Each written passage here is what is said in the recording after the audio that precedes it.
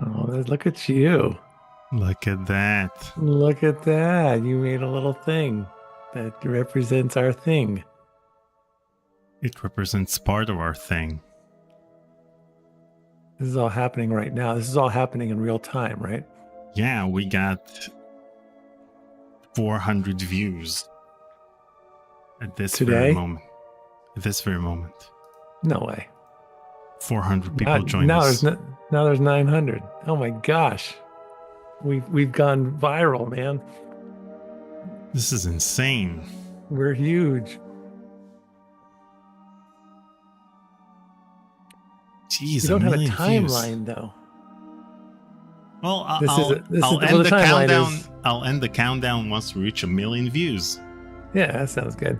Um, this is the, oh yeah, but look at the, you must have had so much trouble with the thumbs down. Look, you're probably not looking at anything but the thumbs downs.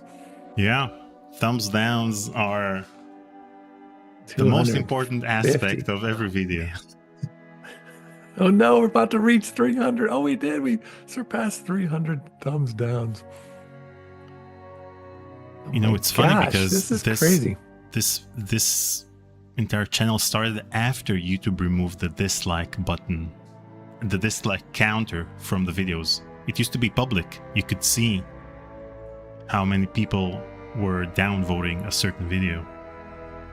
Look at that. We're coming to it. Coming to it. Oh my goodness. That's crazy. Oh snap. Bingo, bango, 1 million. Dang. Well. Daniel Albu, look what we just did. Paul Morgan Stetler. Happy anniversary, Oh, man. happy anniversary. I don't know. Maybe we should just cut the cord. I mean, we did what I mean, what else can we do? Not much. Maybe Not this much. everything at this point is just regurgitating the same old stuff. No, man, congratulations. Who would have thought? Who would have ever thought that this is a channel that would have had, I in a million years wouldn't have thought this. So I'm thrilled to be doing this with you guys. Thanks for joining everyone. Hi, everybody. Welcome to Conversations with Curtis. Welcome to our fourth, today is the fourth anniversary You of the fight like a very cow. first episode I Right? did back in the India meal, dude. Thank you, Emil. Hey, man.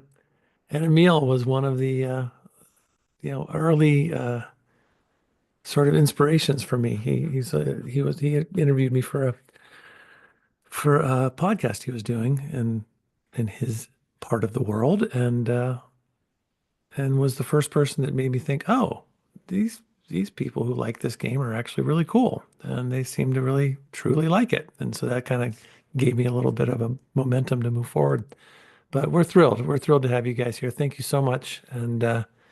Uh, and if it wasn't for that guy right there, I I would have been done a year and 2, 3 years ago. I would have basically called it a day after the last interview. So good times. Good times. What's your favorite moment of all conversations with Curtis My is? favorite moment of conversations with Curtis is meeting you and working with you, Oh. Paul. Well, man, you know what? This is a little different from yesterday in Spycraft, where I was I getting know I nothing but had shit to about. I had to level up the sarcasm because today I'm extra nice. So Yeah. I see what you're doing. Yeah. You needed to yang the yin. exactly. And we're celebrating the fourth anniversary, but that means that next year, this entire channel started as for the 25th anniversary of Phantasmagoria, which means that the fifth anniversary of this channel is the Will be the 30th 30th anniversary. anniversary of Yeah. Phantasmagoria, too. God, what can we do? Maybe someday we can do something with that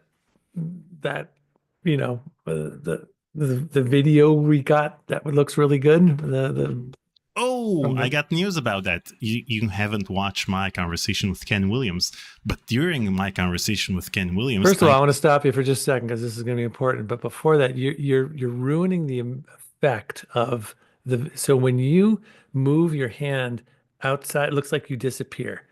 And so what you need to do is live within this area, so it looks like we're almost in the same room. But when you do that, okay, it's the magic is gone. I'll stay So confined in my own in video your frame. box, yeah, stay in your video box. Okay, so Well, you you haven't did watched. mention that. Well, you told me that Ken Williams said, "Oh yeah, I know a guy at Microsoft." Has Mhm. anything come from that? So I prepared everything. I got the email ready, and I have all of the videos with a public link for him to watch. So I'll send the videos now, along with the link to the conversation with Ken Williams, and we'll see what comes out of it. Okay, I want to let you backtrack because I think people don't know. I interrupted you, so tell everybody what he said. Let's get to tell that story. Okay, so in my conversation with Ken Williams, I told him about the tapes because we talked about the fact that Sierra had no archiving process and all of the things, all of the art, videos, audio, music, whatever, was thrown into a landfill somewhere back in 96 and back in 99 as they shut down the Oakhurst facility. So that means that these tapes are probably the only tapes available of the uncropped video from Phantasmagoria 2. So he told me that he was in touch with some guy at Microsoft and he'd be interested in remastering the tapes. And he sent me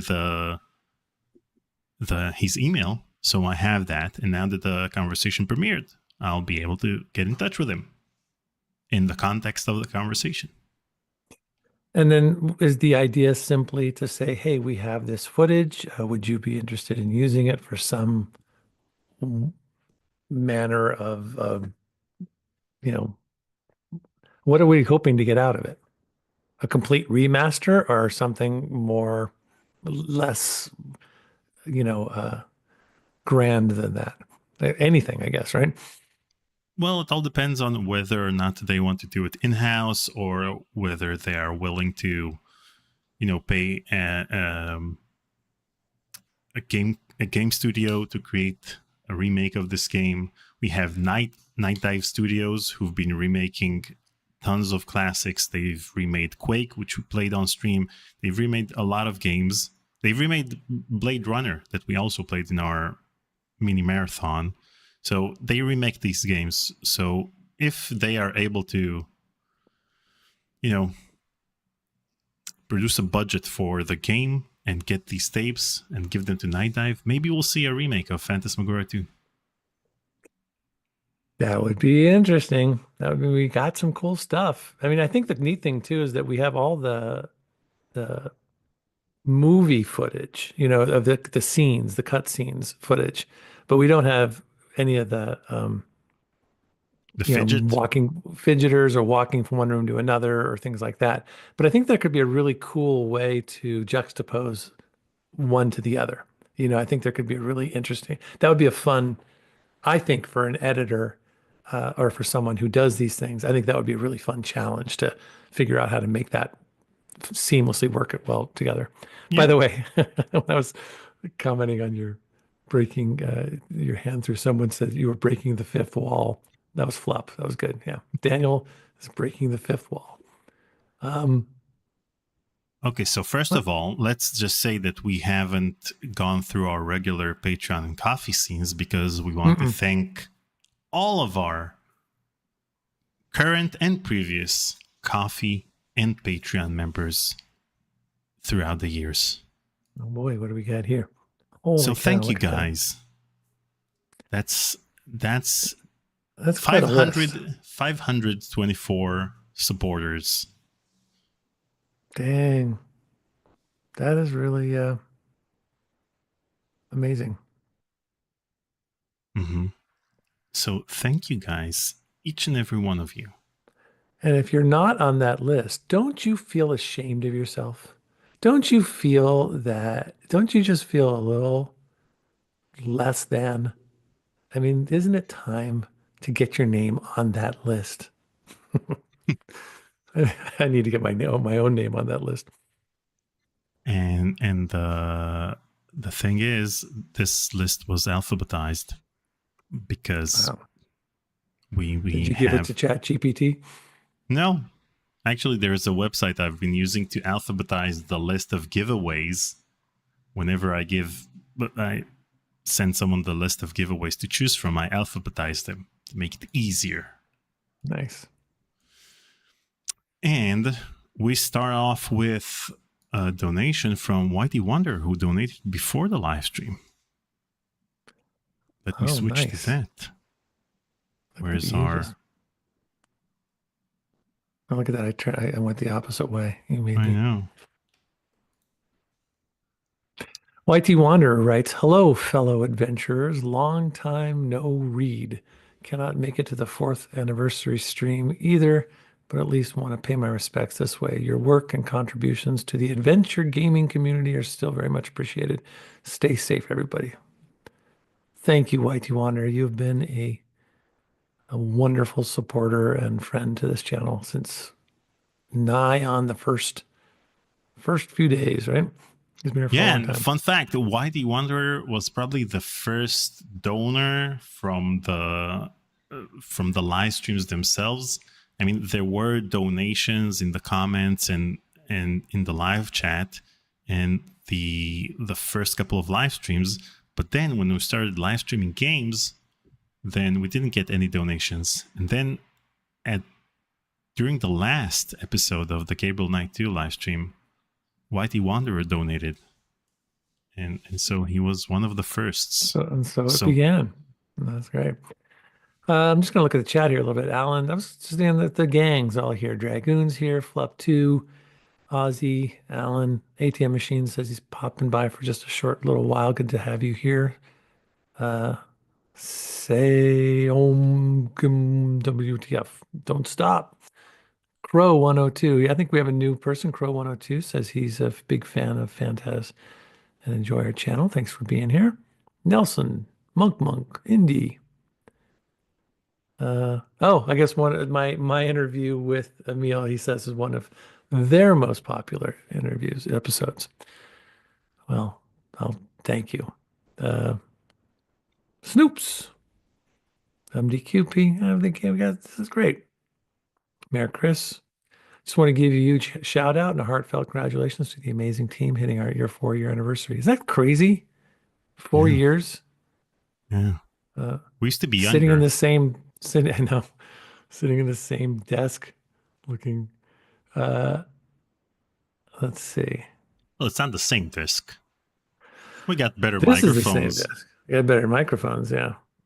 Um, Joseph Austin, look at that. It's Now, I want us to go over. We usually do the do I top do? 10. Welcome. We usually do Okay. the top 10. Donors for the last week or last 30 days. But what I want to do now is top 10 countries. Oh So wow. Okay. at number one, with 38%, the United States. Number It's two, funny. I feel like I feel like our regular uh, hardcore watchers of the live streams.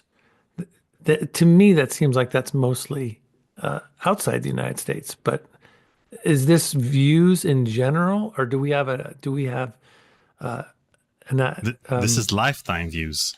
So, for example, you notice that the United States, which is marked in blue, mhm. is the country which peaked the most during the Dan Spoonie Avidan and and yeah, yeah, Spoonie live streams. So these numbers are mainly from these two. And you are yeah. right. Other countries are usually more present in the live streams themselves. That's what it seems like to So we me. got the United States at number one, United Kingdom, Canada, Germany, Sweden, Finland, Australia, Israel, Netherlands, and coming in at number 10, France. Poland, Russia, Norway. That's crazy. I mean, that's nuts. Um, yeah, the U.S. it's so classic, you know. They come in when they want to. It's like, oh, okay, we'll come. We'll watch this one, and then we'll watch this one, and then we're out of here. Yeah, And let's then not subscribe at all. we'll watch the one that makes us happy, and then oh, here's our You know what? Let me correct. flip you so that you won't flip every Yeah, time I switch. I know it's Okay. creeping me out. All right. Okay, so over here we have the age groups. And, last time we checked, the 35 to 44 was like 100%, but now we spread out a bit. So All right. 25 to 34 started What? watching, 39%. That's crazy. You kids, you whippersnappers, And look at the attention span of the 13 to 17, 0% of their 11 seconds of oh, watch it's time. more than I would have expected. So I am by far, I can't imagine. I think so. Then, of the million people who've watched what? I mean, what are the, it's like, what's the, okay, my words aren't working today. What's the span of time that needs What's to the be? metric for which they count a view? Thank That's you. like it's usually 10 seconds or 15 seconds on a certain Okay. video. 15 seconds, and that counts as a view. So Yeah. I guess that puts a million in a little bit more perspective. Um, but of those million people who watched 15 seconds or more, I am probably the oldest person who has spent any time. I'm the grandpa of You're the Conversations with Curtis. 65 plus over here with the 7 No, I'm minutes. not. No, no, no, no, no. Don't go put me there yet. I'm in that green. I'm squarely in the green box. Okay. Well done. Now over What else you here, got? we can see that 59% are not subscribed. What? Yeah. That's just not cool, Wait, we have a dudes. donation and we have Huh, huh. we Chris tipped $4. Happy 4th anniversary, 4 years of brilliance, banter, and barely contained chaos, in the best way. thank you, And when, Mercris. yeah, thank you, Chris. And when you say chaos, you're talking about my technical issues, is what you're basically talking about, So Grandpa. I guess you guys noticed that we have all new widgets. I removed all of the old widgets, and I also got widgets that I can just demonetized. activate out of nowhere. Wow. So this is gonna all be us with goofy facial expressions. Yeah, every Well, time we play a sound clip that's copyrighted, we'll have the Demonetized. that's so and funny because those are all during streams. We're not making faces to. This wasn't like a let's make some goofy faces for the widgets. This is just normal goofy faces. so anyway, 59% of the views are from people who are not subscribed. And apparently, they don't care about us. If you're not subscribed to the channel, you don't care about us.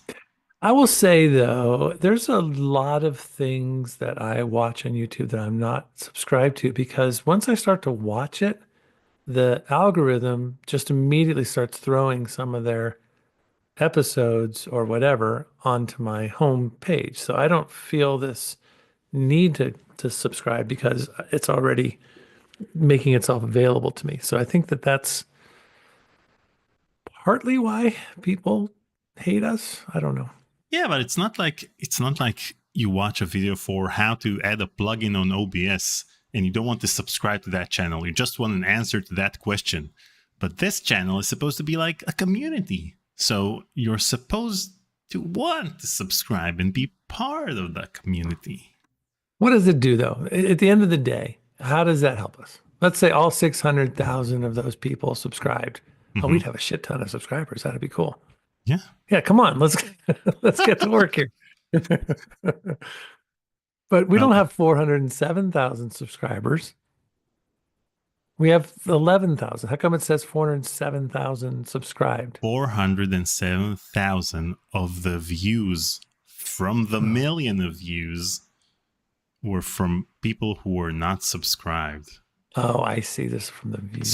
So views can be repeated by the same people. So we have 11,000 subscribers, and those 11,000 subscribers watched viewed 407 of these views. Okay. Now,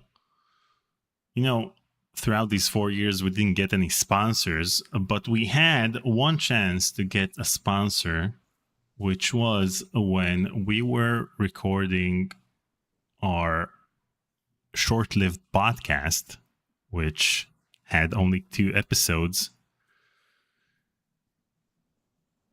I don't know if you remember this, but we got Tori to join us on our first podcast. No, it was for the first podcast and the second podcast.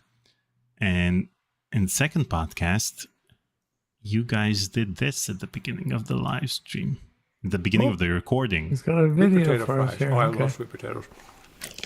They're good. What are you eating? What's that?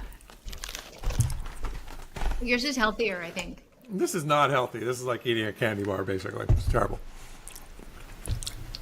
These are good. Are I'm you so a Trader? hungry. Are you a Trader Joe's person at all? Do you guys shop there?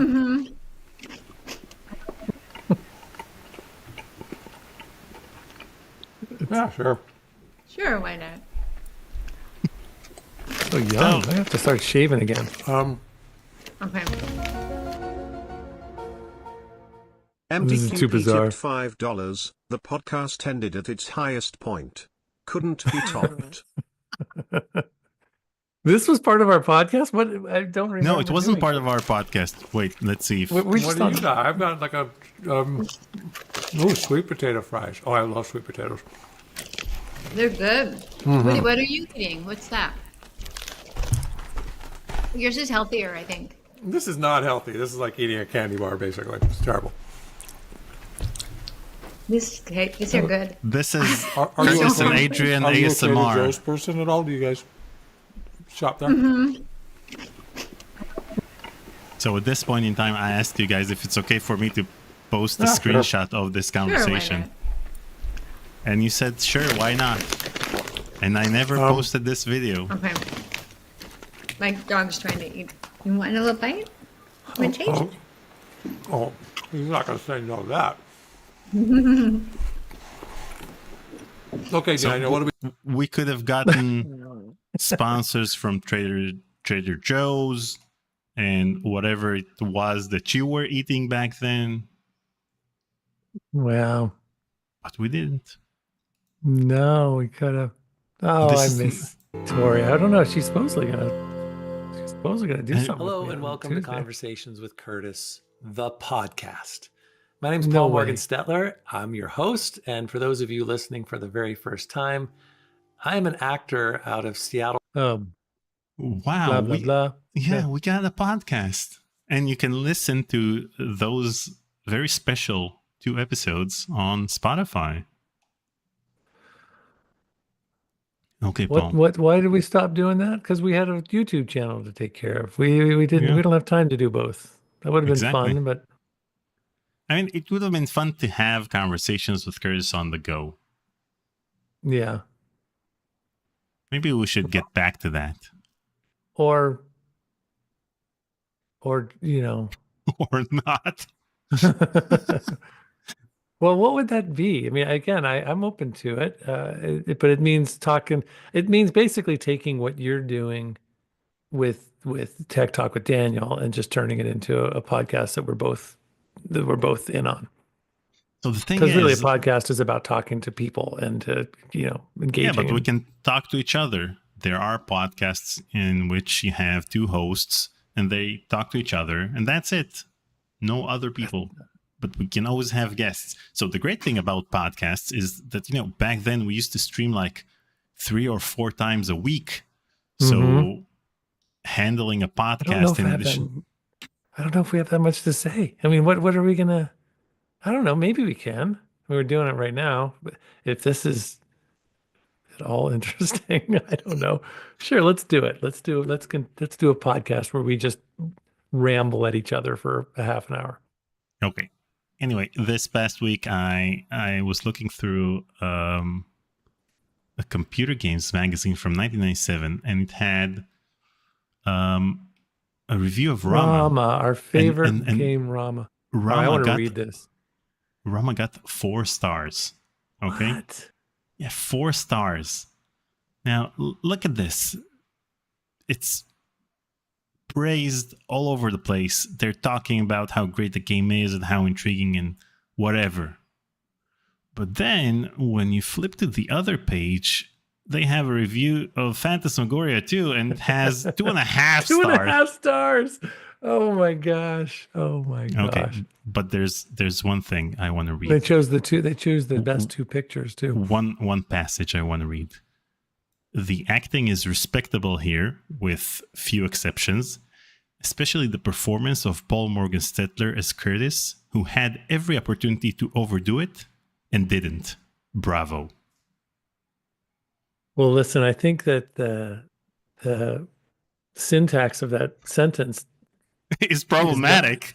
is very problematic. The acting is respectable here with few exceptions, especially the performance of Paul Morgan. Yeah, I think they that should- sounds like one of the exceptions of respectability.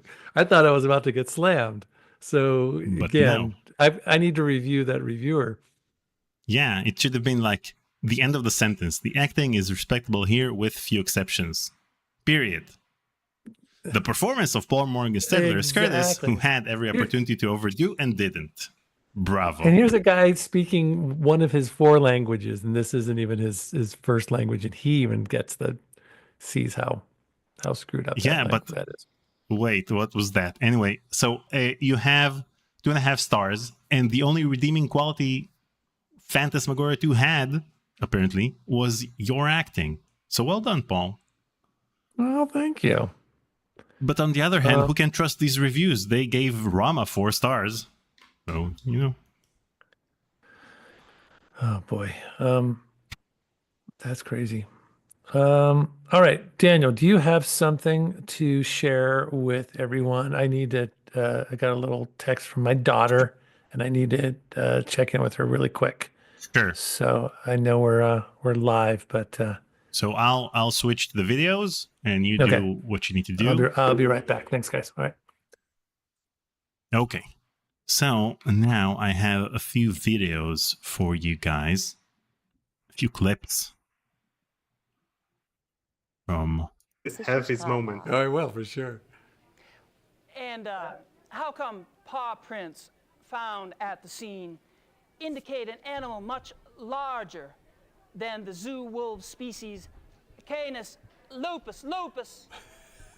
Und fragt, wieso die Pfotenabdeckung verwirrt viel größer sind als die Canis. so Lupus. Lupus, lupus. Lupus Lupus. Oh, nice. All right. That's back in the day when Have Paul his- had his mustache and he found out about Canis Lupus Lupus.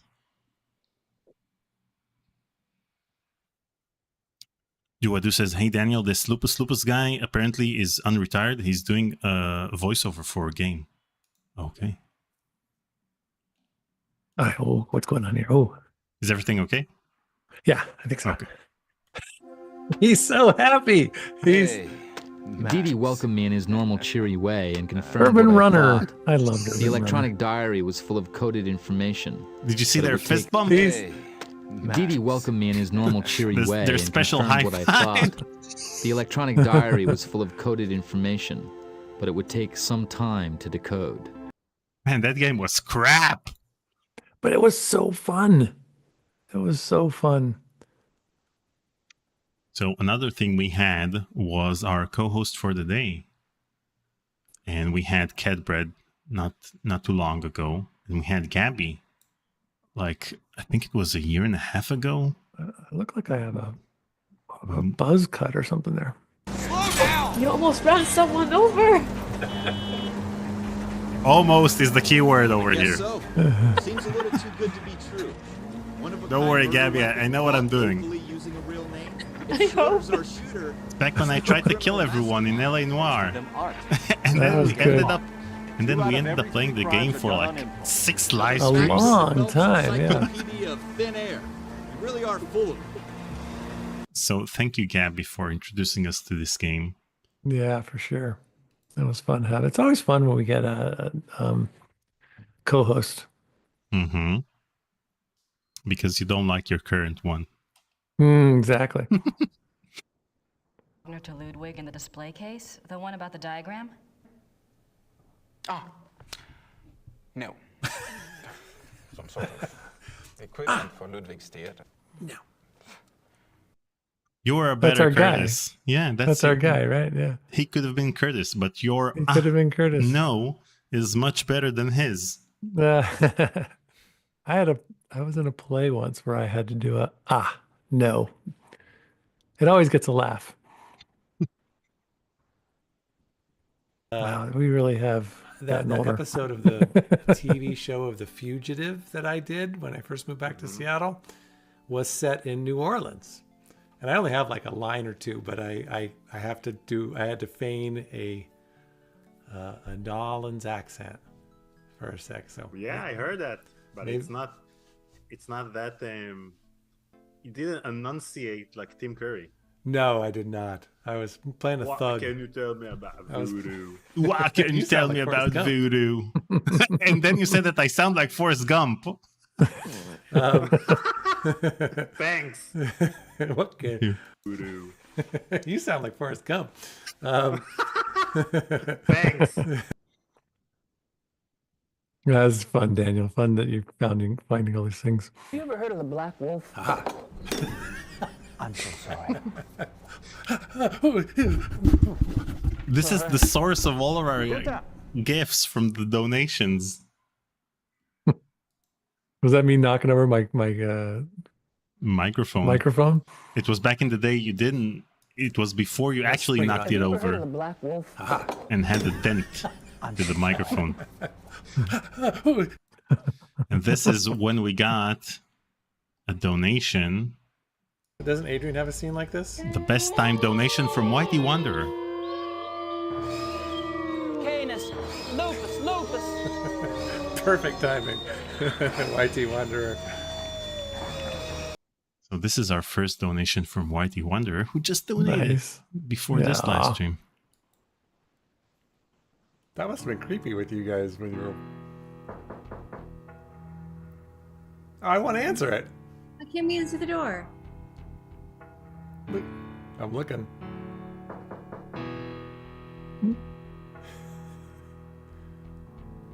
I love seeing you down in the Open little the corner door. there. It's like I'm the Pizza. dude on the right. What can I say? the dude on the right. Pizza. That's right. You can in the game. You can just let it knock. It'll just keep knocking, and, right? and then she starts knocking like crazy, like Really? banging on the door. Yeah, she's Is it- insane. Is it Jocelyn or Therese? It's Jocelyn. Okay, And then the FMV scene starts, and she's acting as if she wasn't right. losing her shit just a moment ago.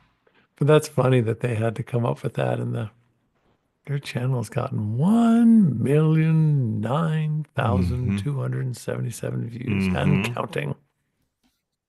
Mhm. Can you believe that? Nuts. I'm gonna look at some of the chat here. Lots. Let's Ozzy see. says Daniel is the only one I know who can brute force driving. Yeah, that's how you do it. I mean, I want to play GTA Vice City on stream, the remastered version. Then you'll see brute forced driving.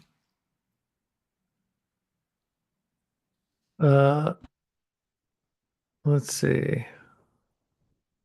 Bevan Red had to go back to work. Okay. Yep. I probably should do that too pretty soon. They ate more in this clips. Yeah, we have more in those clips. And instead of a Phantas 2 remake, we need a sequel to complete the trilogy. Yes, Daniel is the MC with Curtis and Victoria are running the board of directors, and they still haven't figured out why Wintech had. Yes, there's so many potential Phantas 3s. Yeah, I finally got YouTube Premium too. It's so nice not to watch those commercials, man. know. Oh God, again, it's so worth it. Phantasmagoria 2 is objectively better than Rama. I have to disagree with that reviewer. 2.5 and yet still popular in 2025. Mustache Paul. How about you grow mustache again? I don't know. I'm looking at it when I see it. It doesn't. It's kind of fun, but nah. I think I might go clean shaven. I've always just been over the last like 3 years. I've just been. I just let it. It's just always like Stubble. what do you call it? Stubble. I can't use words today. It's just I'm having a trouble time. I'm having a trouble time. I'm having a trouble time with my words. Um, but I think I might start shaving. That might be interesting. Let's see Nah, who has the that's time? like. I know. That's kind of how I feel too. Um, so yeah, I did. I had that. Thank you, Ozzy. I grew a beard for a play, the last play that I was in, which might be the last play I'm ever in. We'll see. And when the play was over, I was just goofing around and I got rid of the beard and I kind of kept a little Fu Manchu mustache for a little while. Um, but yeah. So what else? I was talking to Daniel a little bit about the games that we're playing, and I'm trying to think about what, like when I look at Urban Runner. And it was a horrible game, but we had so much fun playing it. And there were so many laughs along the way. And it wasn't a particularly difficult game to navigate. The puzzles weren't too obtuse or strange. So we were able to just have a great time. Playing Rama, and then even yesterday when we were playing Spycraft, it's so dense that there's really not a lot of time to, enjoy the sort of how bad it is. Although I don't think either. Anyways, I'm curious about what kind of games work best for streaming. What kind of adventure games work best for streaming? When you watch these, do you like more densely, you know, puzzle games where it's about us trying to figure it out? Do you like it when it's more, gives us more opportunity to chat and make jokes during the game? I'm curious what is the best, what's most enjoyable for you guys? Wow, that was good timing. Don't forget to like and subscribe. Did you do that? Did you Yep. click that little thing? Oh, good. Good timing, Daniel. Um, yeah, I mean, I personally really enjoy the cheesy fun games because it's just fun to make fun of games. I like that. That's great. I also like games that like what's your favorite game that we've played over the last The Dig. year? The Dig. Okay, so that's one you've played numerous times. I like the Dig. I like the Dig a lot too, and I think the Dig felt like the right kind of it was you could explore, you could talk and enjoy yourself along the way. You could look at the artwork, and then you get stuck with a puzzle and you'd have to figure it out. That works really well. What else? Oh, Urban Runner was fun. What else did we play? Let's see. Let's look through our games over the last 50 years. Okay, your videos. Live. No, wait a second. Channel. Okay. Let's switch to this screen. Look at us. So we I'm getting have we're getting some good response here before we answer it. So more chat and laid back fun. Emil says, I like seeing your reactions and hearing your commentary. So any game really works for me. Alan says Resident Evil, it's cheesy and has good puzzles, FMV, and loads of footsteps, which Paul seems to like. I do. I do like footsteps. That's funny. Return to Zork is stream worthy. All right, we should write some of these down. Solo, I like more dense games. If you're with co-hosts, I think the chatting is more important, says Flup2. Dragoon, yeah, I so enjoyed that's it. the thing. So for example, a game like Spycraft, it's a great game. And that's the name, Spycraft, a great game. So it's a great game, but maybe when you're experiencing it with co-hosts, then you don't have much to say because you're invested in the game and the game is super serious and there's nothing to actually laugh about because the production levels are high and the game is super serious, so there's nothing to talk about. But maybe for a solo stream, it's better because you don't have to talk all the time because that makes a lot of sense to me. Yeah. And the same with adventure games. Sometimes I feel bad when we're talking over cutscenes, but sometimes our viewers expect us to talk over the cutscenes because they know the game by heart. So it seems like, when it's a newer game that maybe people haven't experienced as much as those classic games, then they expect to experience the game with us without us talking over the cutscenes. But when it's a game they played numerous times, then maybe they expect us to talk over the cutscenes because they already know what's happening in the game. So I never know what's right. Well, I think what we're getting is that they enjoy, and for the most part, they enjoy our response to whatever game we're playing. But MDQP says the most important thing is watching you guys having fun, whether because the game is really bad or genuinely good. Mayor Chris says the longest journey, great storytelling. I think we read that already. The longest journey was long. I like this channel exactly. Oh, what happened? The way it's always been, says Interplay. It's a nice welcome blend of different things. People love seeing Spoonie. Reactions to the Tex Murphy games. That was really fun. We should get back to a Tex Murphy game. Then you'll love Resident Evil. Everybody keeps saying Resident Evil. It looks too shooty, shoot 'em. It is shooty shoot 'em. I'm just giving up on language today. It's just shooty shoot 'em. Let's see what else. Is it more shooty shoot 'em than Half-Life, or is it the same amount of shooty shoot 'em? More shooty shoot 'em because it's a third person and you need to shoot all sorts of zombies. It's a third person. It's not a first person shooter. You're okay. Zwex is here. Hiya, fellows. Good to see you. Zwex, I'd love to join, but it looks like you're doing your own solo today. No worries. Have fun. Niku says a mix of both is good.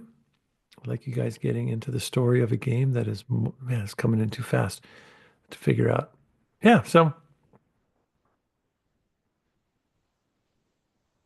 And I guess KPB120 was watching the first episode, which we're going to play after we're done here. So once Daniel and I wrap up and I get back to my day job, then we're going to play the very first episode of me. I don't know what I'm doing. I'm just chatting and answering questions about Phantas 1, but it's the very first episode of Conversation with Curtis. So that will be following hard upon. So he's talking about the fact that we promised to release the script. And I think that throughout the years, we talked about, we showed snippets from that script and we talked about the original ending. But we haven't done Phantasmagoria 2 retrospective like we did for Phantasmagoria 1. We did one for Phantasmagoria 1 with Roberta Williams and with Tori, and then we got the person who worked in the studio to join us and showed us the photos. But we never did something similar for Phantasmagoria 2, so maybe we should do something like that. Maybe not as a live stream, but maybe as a edited documentary of things that we gathered throughout the years. It would be essentially taking a lot of the interviews that I did, and are you talking about like condensing the interviews to sound bites and putting it all together, and then pictures that I've had or that Andy had, and behind the scenes stuff, and Wes's his videos that he shared, plus some of the other things. We could put all that into a nice. That sounds great. Who's got the time for that, Daniel? Well, do you have the time for that? It might be fun. Maybe I'll have it ready for the 30th anniversary next year. So that's the 30th anniversary of Phantasmagoria 2 is in November 2026. So it will be ready by then. And we'll show the script.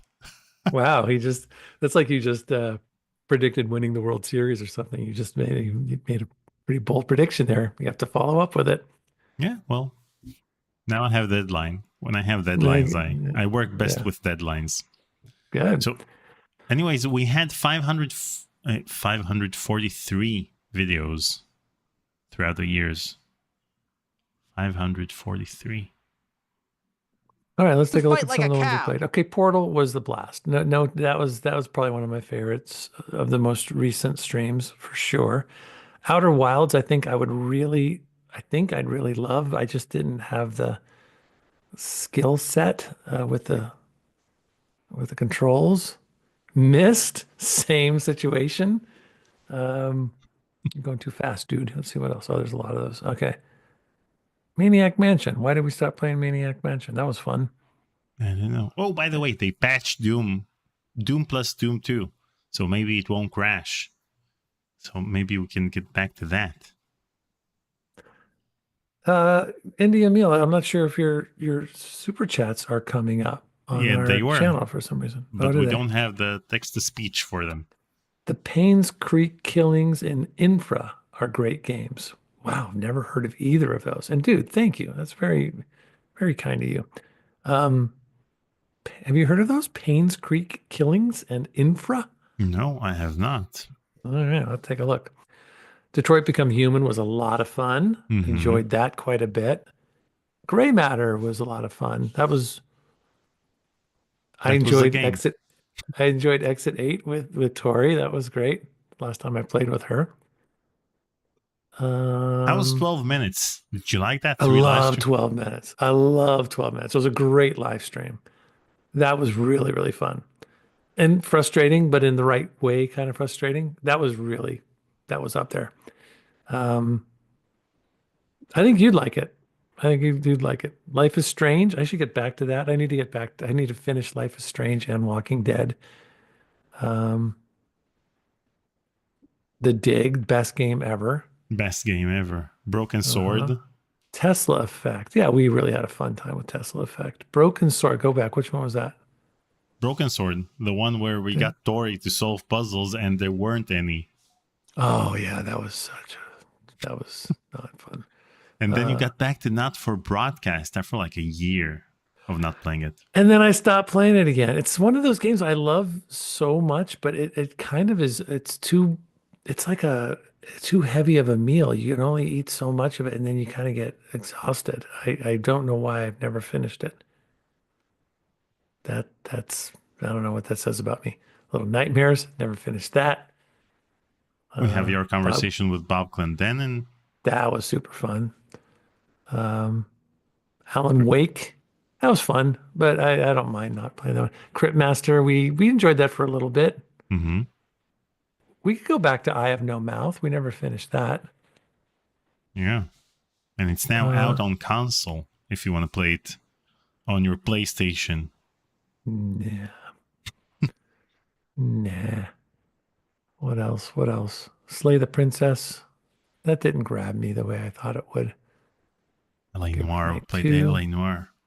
Look at us. Urban Runner. Papers, Please. Oh my God, that was one of my favorites for sure. Look at us so happy on the Urban Runner thumbnails. Yeah. Well, and then so grumpy on the LA Noire ones. Yeah. Scott Cohen was great. He was awesome. Wow, that was 9 months ago. It feels We like need it to was talk to more 5 of years these ago. people. Yeah. Man, we need to not have jobs, Daniel, so we can interview more people and we can do this, 4 hours a day. That would be awesome. Disco Elysium that got us new viewers that hated my comments. Oh man, that was a rough one though. I liked So it. I mean, it was just that. That's the thing. I talked to Noah before the live stream yesterday, and I told him Disco Elysium is a great game, but it's not. I'm not sure if it's stream worthy because it's so talkative and there's a lot of reading and dialogue. I don't know if it makes for an interesting watch. I think that was it. I think it was more to do with. I think it's a perfectly good game, and I was really into it, but it just didn't feel like the kind of game that works well on a stream. Beginner's Guide, really fun game by the guys that made Stanley Parable. Man, remember when we were addicted to the Addams Family pinball machine last year? Wow. That was crazy. Late shift, that was fun. Wonder if we should do another. There's a new FMV game that someone requested or suggested on our. Yeah, I'm gonna find it really quick. It looks interesting. It's a guy sort of at home. He doesn't want to leave his house. All of his friends are Oh, the his entire quarry. life. We bought We have bought the quarry. I just Yeah. looked at that today. I was wondering what I was going to play with Tori if she can play with me tomorrow. I think I'm not going to do Obra Dinn. I think it's too complex and too much reading, and it's going to take too long. Someone suggested. There was another game that looked fun that we own. Oh, I think we might do. I'm on observation duty. That looks like could be an interesting game. Under a Killing Moon. Oh, game recommendations. Yeah, it's called Hello Stranger. It's a new FMV game. Looks interesting. Should we be more trying? Should we try to play more FMV games? Every time we celebrate an anniversary on this channel, we discuss the fact that we should never play play. more FMV games. And then we start we playing don't. them, and then we get back to our shitty old games. And Walking Dead and The Bunker. Wow, The Bunker was great. That was really good. That was an FMV game. Mm-hmm. I'm Not Your Neighbor. Oh, yeah, I've seen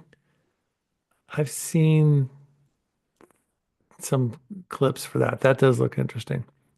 Everybody's making suggestions. Liar's Bar. The Shape-Shifting Detective. We already played that. KBP 120. You should watch the channel more. The Quarry looks like it's got a great sense of humor. Look, I saw a clip of it just recently. I don't know if it's a horror game. I think we might want to wait until fall or something. Is there like a time frame for playing horror games, or is that something you could play whenever? No, every day is a day for horror games on Conversations with Curtis. Really? We can play horror whenever? Yeah. All right. Till dawn. Andy thinks that you're right, 100%, Daniel. I'm not sure what he's talking about, but The fact that Disco Elysium is very talkative and it's not stream worthy. No horror all the time. No comma, horror all the time. If you didn't have the comma there, it would be no horror all the time. So it would be, Immortality. Who wrote that? Joseph Austin. Immortality is my favorite FMV game of all time, but yeah, super demonetizing content. Demonetized? Yeah. Immortality. Which one's that? Did we play that? The one by, what's his name? Sam. Sam? You interviewed him. Sam. Oh man, I'm blanking out. Sam. I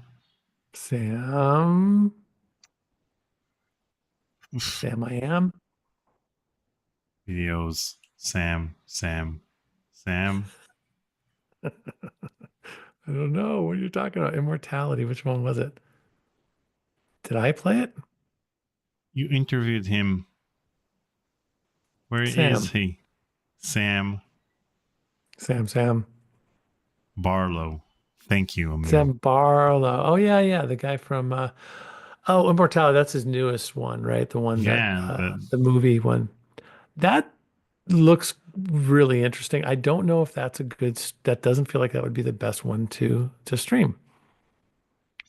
Maybe it is. If we ever want to go kamikaze on the channel and get it demonetized and shut down, we'll play Immortality on our last live stream, and then YouTube will shut us down for nudity and violence and whatever we have in that particular game. There you go.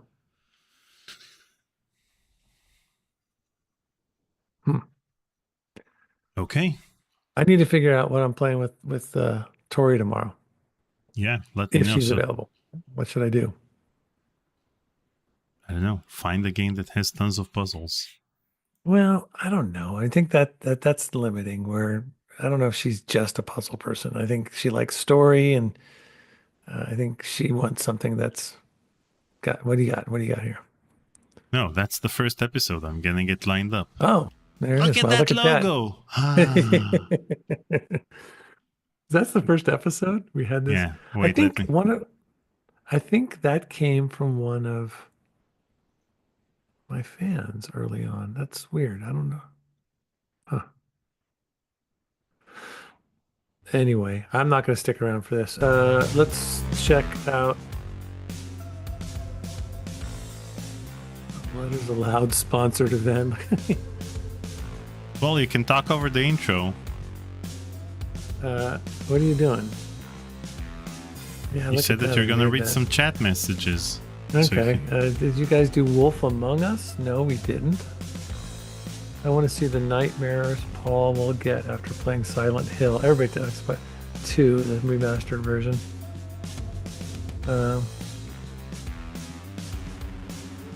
Oh, I think that that first live stream was demonetized because of this music. Where'd you steal it from? I don't think I did. I think when I hired someone to, I didn't know how to stream. So I hired a group out of Seattle to do it, and I think that's what they put up there. That was not my. They got us. Demonetized. Yeah. I got you. You're coming up with any excuse you can right now to use that. Her storytelling lies. Yeah.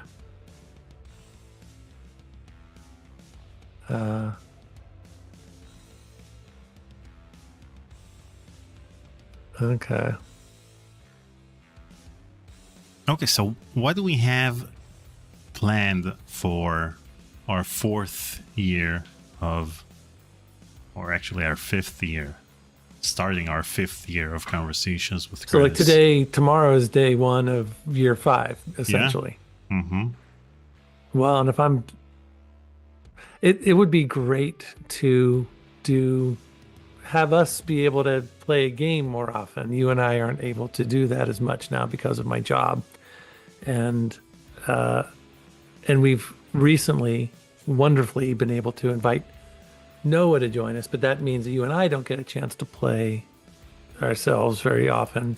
Tori has been woefully underused, so I guess a goal would be for you and me to play a little bit more, to get Tori involved a little bit more, and to find games that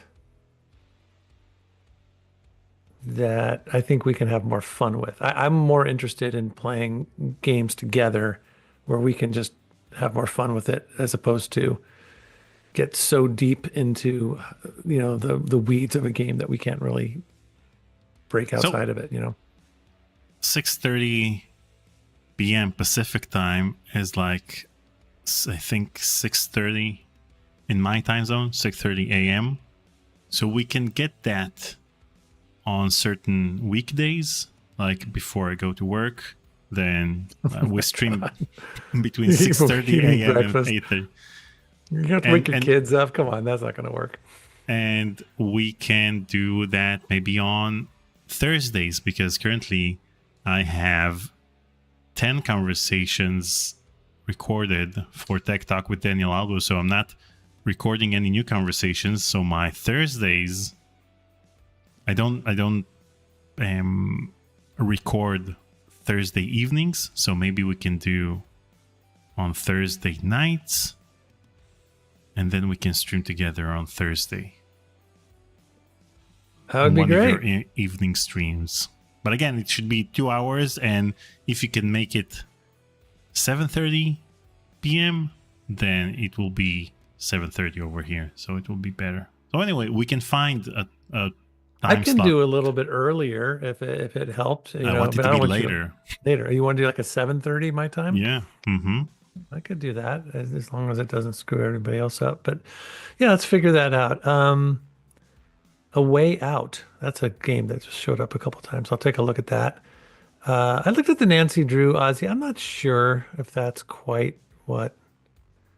It didn't quite grab me. I did see a game that looked interesting. Has anybody played the one about? Oh shoot, where'd it go? It's a puzzle game that has Leonardo da Vinci. They use Leonardo da Vinci's oh, where'd it go? I'm gonna find it. Um Oh, you know what? Do you think, hey Daniel, you know what she might really like, and I never got all the way through, is what remains of Edith Finch. That might be something she'd really like, don't you think? Tori? Yeah. But we finished that game. You want to play it with Tori? I never finished it. I had to leave early, so I never saw the ending. But it might be fun to be there, and have Tori go through it. Okay. But yeah, there was some game that it's a puzzle game that it uses Leonardo da Vinci's designs to get through the game, and it looks really cool. I can't find the name of it. But anyway, I should go. I should let you guys watch this thing. And yeah, okay. Are you going to stick around and watch this thing with them? Well, I have to leave my computer on and make sure that everything's up and running, so I won't be on camera, but I will be here in the chat. Okay. All right. Well, how many views did this have? 12,000 views. Yeah. That's not bad. Yeah. What's our most viewed besides do a quick what's our most viewed episodes? Okay, so our most viewed episodes, if we're talking about videos, then our most popular one is Spoonie with 83,000 views, and then Dan Avidan with 77,000, and Erin Hansen at 18,000. If we're talking about the live streams, then our most popular one is the one with Spoonie. Second one, 38,000.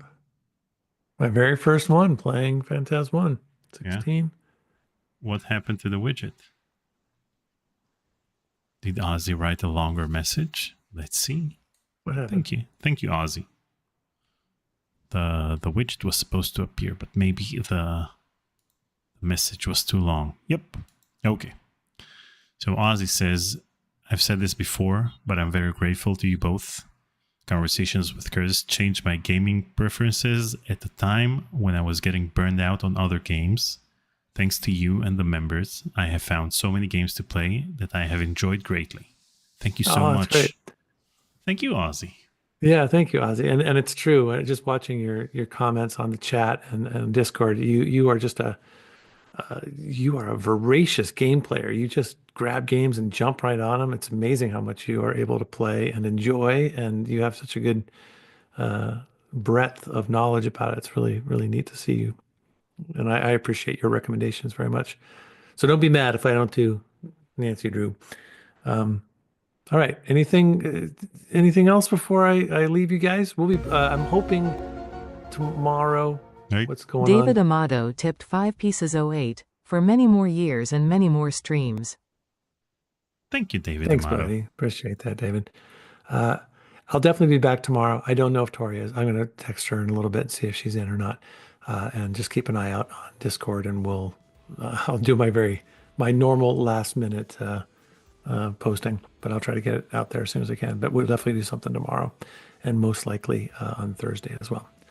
All right, I'm going to run. I'm going to bolt. See you guys. Thanks you guys. Thanks for being here. And Daniel, I will talk to you soon. Okay. I can't end this. I have to give you. No, you're not supposed to end this because I'm going to switch to. It's not. No, I need to get off of. Zoom. It's okay. Zoom. I don't need Zoom because. You don't need Zoom? I can get off of Zoom, so I can just enter Zoom. Okay, here I go. All right, bye. Bye. Okay. Now, let me give you guys kinda full screen, so you still have the chat to watch and enjoy.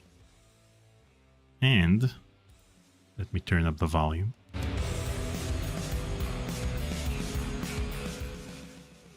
And enjoy, you guys.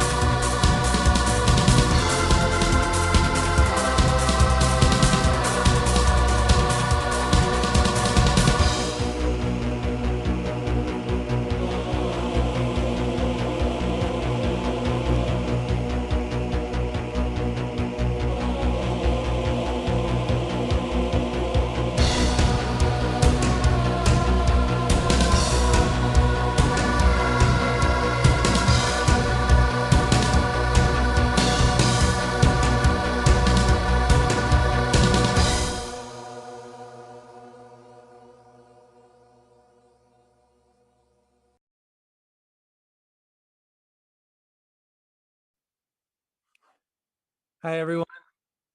Welcome to the very first episode of Conversations with Curtis, a live stream celebration of the 25th anniversary of the making of Phantasmagoria 2, A Puzzle of Flesh. My name's Paul Morgan Stetler, and back in 1996, I played that guy right there, Curtis Craig, the main character in that game. For 6 long months, from January to June of that year, I spent 12 hours a day shooting what was then, and probably still is, the biggest budget full motion video game ever made. Full disclosure, that may not be true, but it sounds good and I'm too lazy to look it up. Anyway, there were big hopes for Phantas 2 when it came out. And since my character is pretty much on screen nonstop for the entire 5 to 7 hours it takes to play it, I think it's fair to say that there was a lot riding on the performance of Curtis Craig. Well, fate can be a cruel companion. And unfortunately, when the game hit the shelves in November of that year, it received mostly bad reviews and mediocre sales. To put it mildly, Phantas 2 did not take the gaming world by storm. In fact, I sometimes think I'm one of the main reasons that these live action games essentially went extinct. So if any of you out there is or was a huge fan of full motion video games from the 1990s and wonder why they don't make them anymore, I just want to say, sorry about that. My bad. Once it became clear that Phantas 2 was not going to propel me to stardom, I went back to what I was doing before, auditioning for acting jobs and pursuing my career. And as the years went by, I pretty much forgot about the game altogether. And I assumed everyone else did too. Well, then along came YouTube and online gamers and live stream playthroughs. And people started looking through the back catalogs of older games they loved when they were teenagers and rediscovered this very short time frame when full motion videos were cool. They were the next big thing.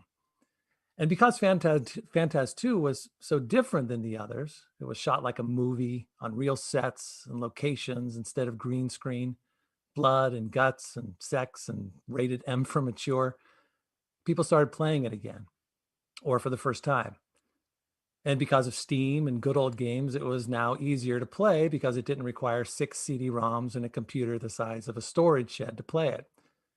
And because of that, it started to gather a new audience. Now, during this time, I was usually performing in a play somewhere in front of an entirely different kind of audience, completely oblivious.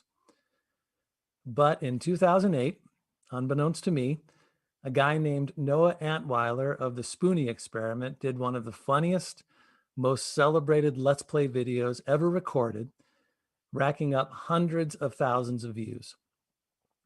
And that is when I started getting emails and Facebook messages. Hundreds of them from people all over the world. Now, the gist of these messages, if I remember correctly, were, are you the dude in that video game? Spoonie rocks. Or, what's up, Curtis? Say hey to Blob for me. Or, hey man, will you tell that waiter we need our check? Ha ha. Things like that. But more than anything else, people simply wrote the words, I heard that, Curtis. Smiley face. So I was confused. I did not know what was going on until someone sent me a link of one of Spoonie's videos. And I watched about 20 minutes of it, and it was really funny. And I thought, oh, okay, that's why I'm getting these messages. Because this funny gamer dude dug up our game, realized how cheesy it was, and spent 5 or 6 hours making fun of it, which, you know, made sense because let's be honest, there is a lot in there to be made fun of.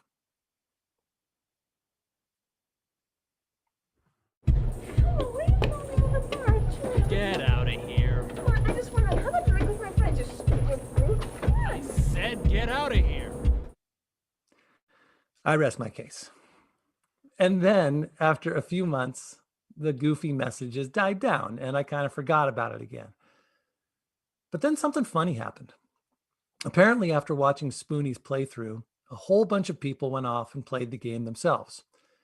And they were genuinely surprised to find out that they really liked it. They got caught up in the story, in the characters. They sympathized with Curtis's journey, empathized with his tedious job and the suffocating world of office cubicle life. But more than that, they noticed that a video game made in 1996 was surprisingly progressive with its portrayals of gay and bisexual people. A game of all things that demonstrated that it was okay to question your own identity, to open yourself up to different kinds of kinks and pleasures, to pursue mental health through psychotherapy. Well, this time I started to get new messages on Facebook.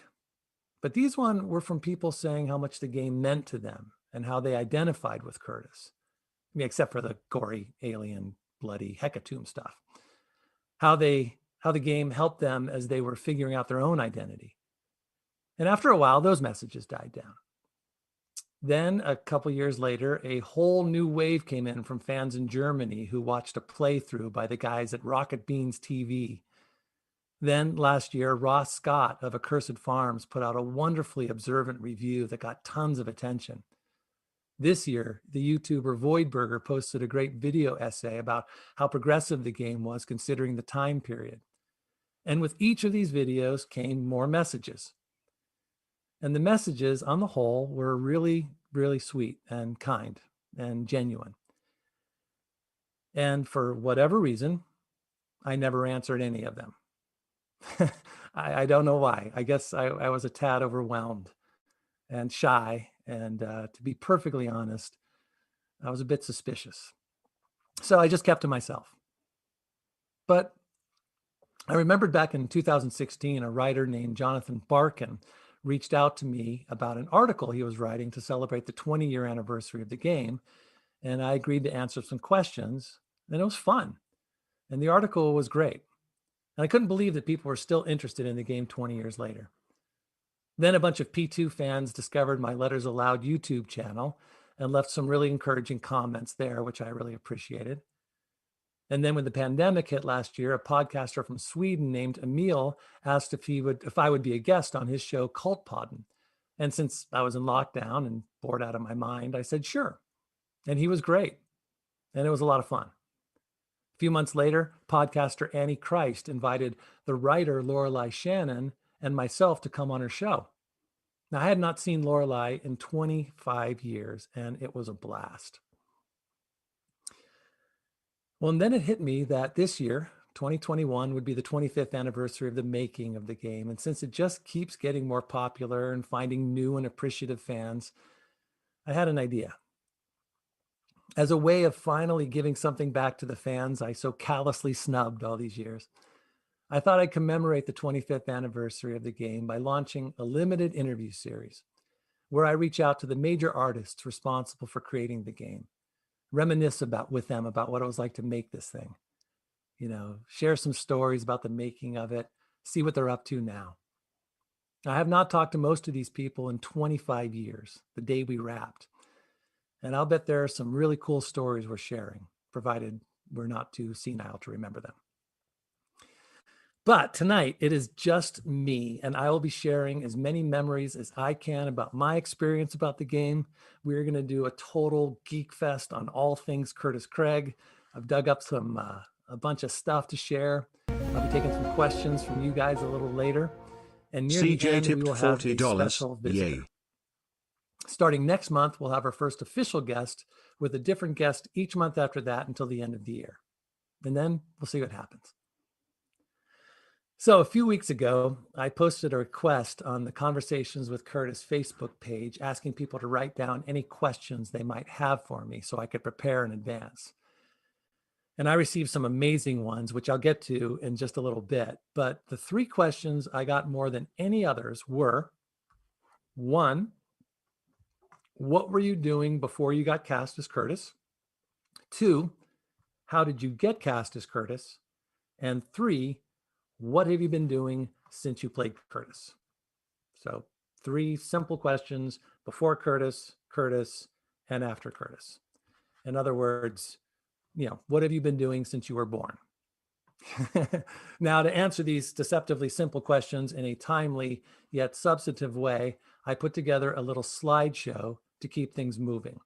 So let me see if I can share my screen.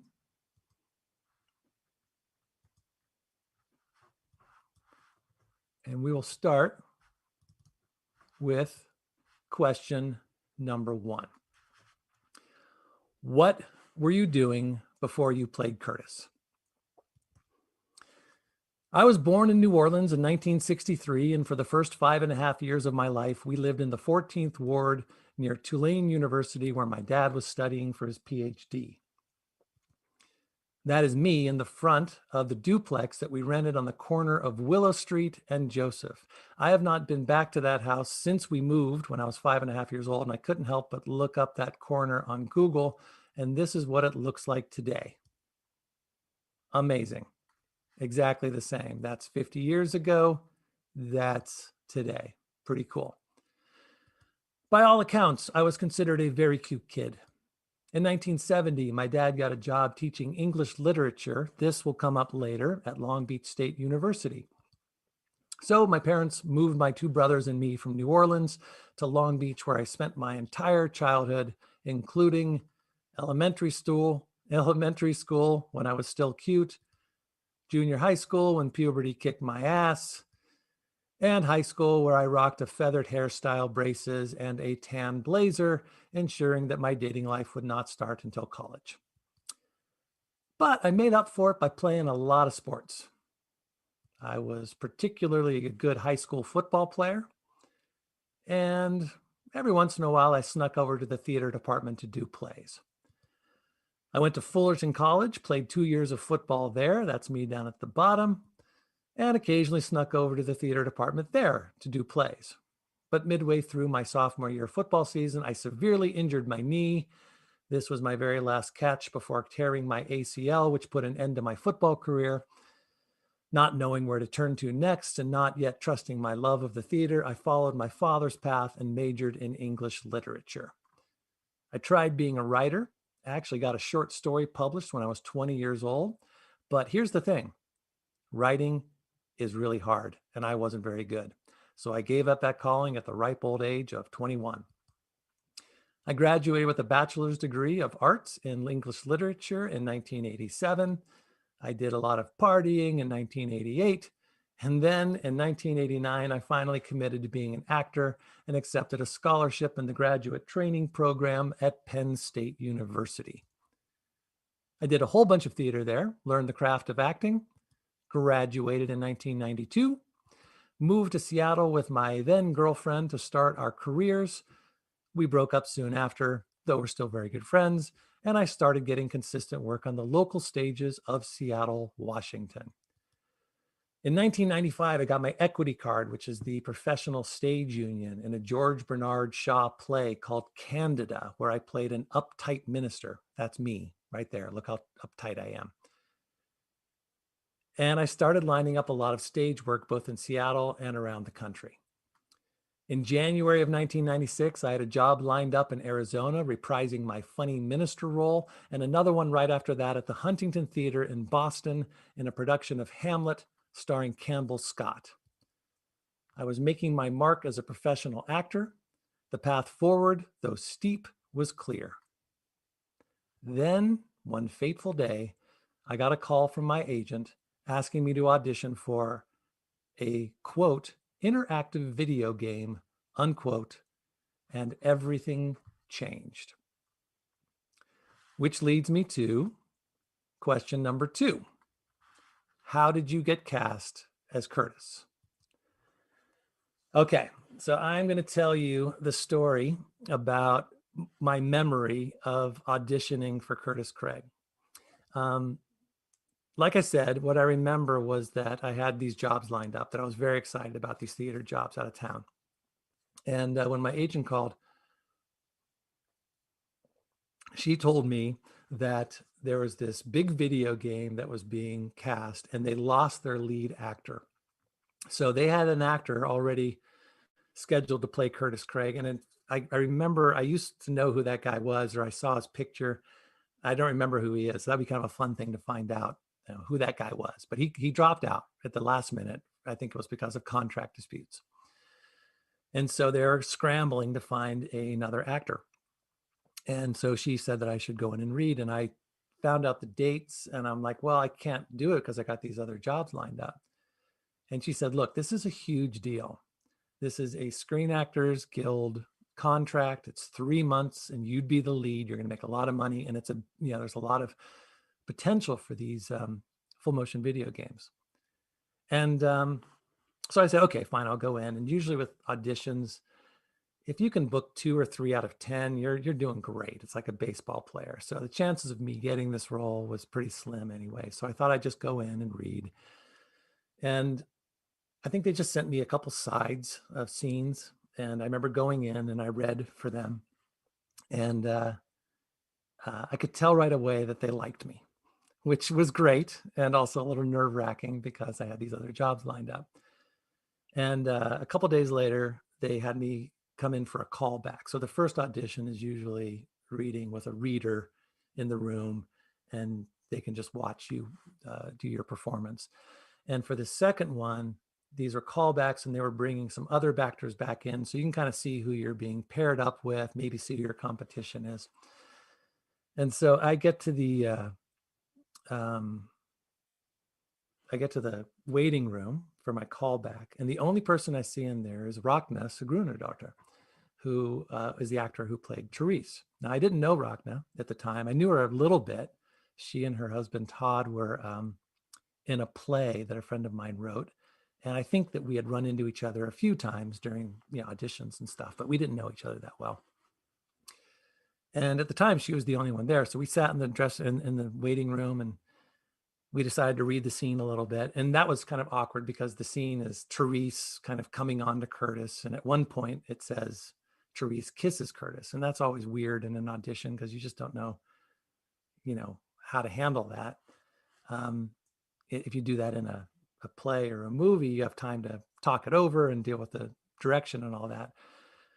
But we read the scene, and Rachna was so funny. We got to that moment and she goes, oh, and by the way, when we get here, I'm going to totally kiss you right here. And I'm like, oh, okay, cool. So I appreciated that. And we went in and we read, and it was the whole team, the director, the producers, Lorelei were all there. And we did our scene, and there must have been some good chemistry between Rachna and I. We got through it, and they could tell they were very happy. And that was it. I think I stayed around a little bit longer, and then I got home that night, and I already had an audition, or I had a call from my agent saying they were offering me the part. So yeah, that was great. But I was also feeling like I had these other jobs lined up. I didn't know what I was doing. So I really thought about it and talked to a lot of friends, and it just seemed like it's true. I couldn't pass this job up. I knew what I was getting into with the theater, but this was a new world.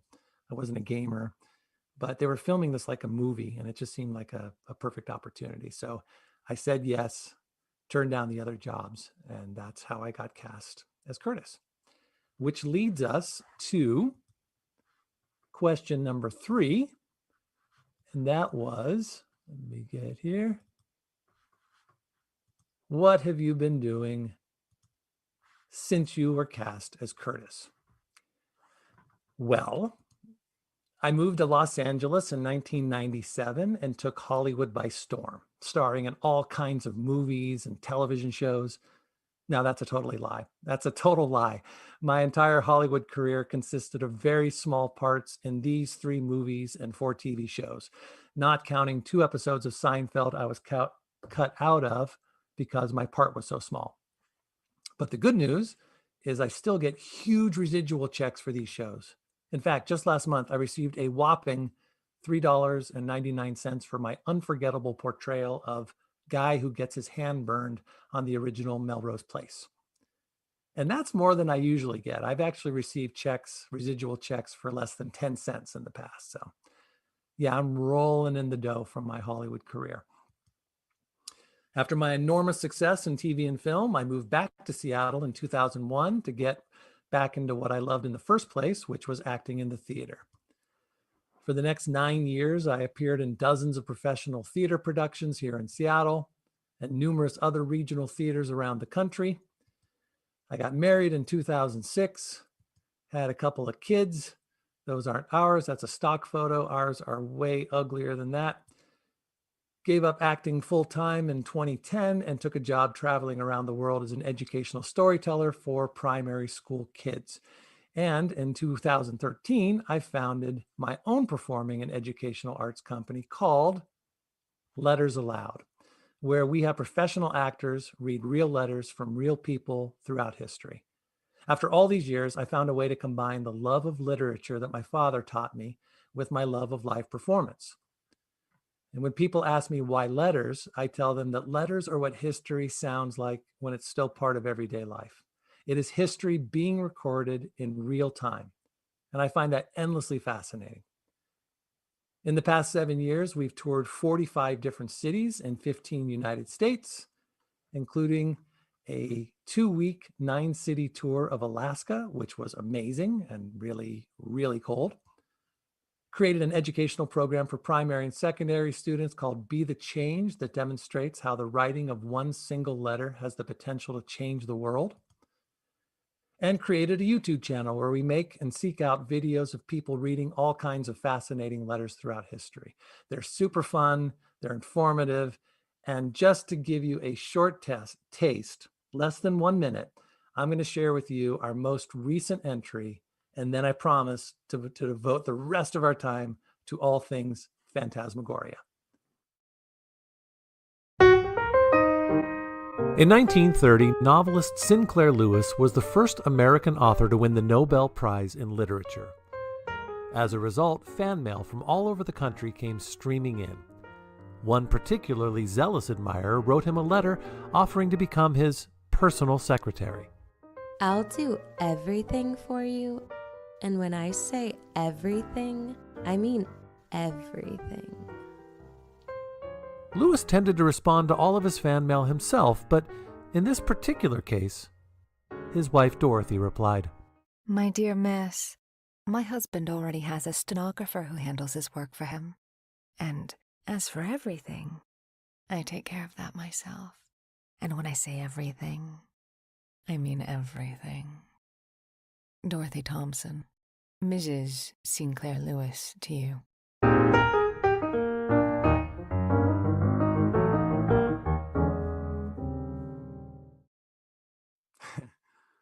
So that's just a small sample of how we bring letters to life at Letters Aloud.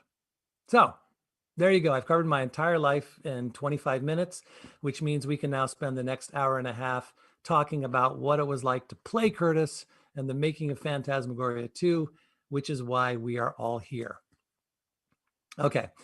I have about 30 to 40 questions from the Facebook page, and I'm going to spend the next 20 minutes or so answering those. Then I'm going to share with you a scrapbook of sorts, including backstage photos and newspaper clippings I held on to, which I think you guys will get a kick out of. Then we'll do about a half-hour Q&A with you guys. Then we'll have our special guest. So without further ado, let's get to those Facebook questions. All right. Jess wrote, how was it to work with Blob? Did she take to you right away? Blob was great. I think there were 2 blobs, if I recall correctly. There was a main blob and then Blob's twin. Blob was owned by Lorelei Shannon, the writer of the game. So there was some real love there. She taught me how to handle Blob. I was a little nervous at first, but she was great. We did some great days shooting. And, you know, I really appreciated her getting the wallet for me because God knows I couldn't lift that couch, even though I'm 6 feet 2 inches tall and 185 pounds. There's no way I could move that couch to get my own wallet. So I just made to, thank goodness Blob was there to, to get it for me. Okay, next question. Nick asked, were the scenes at Wintech shot on location at an office building, or did the production company actually rent a soundstage or something? Yeah, that was the awesome. That was the most amazing part. They rented a soundstage, just like a Hollywood, it felt like a Hollywood set. east of Seattle in Bellevue, a little west of Redmond, where Microsoft lives. They got rented this huge soundstage, and they built Curtis's apartment, including his bedroom and his living room and his hallway. The offices at Wintech, all the cubicles and the hallway there. Paul Warner's office, the storage room where Curtis finds the threshold portal and where Trevor meets his untimely end. Dr. Harburg's office, the psychiatrist. And I think that was it. So yeah, that was kind of cool, just being able to be in all those places and in that huge warehouse. Okay, next question. Daniel asked, did you ever play and or complete the first Phantasmagoria? No, I did not. And there are two reasons. One, I did not have a computer that was big enough or that had the memory enough to play the game. I was a poor actor. And two,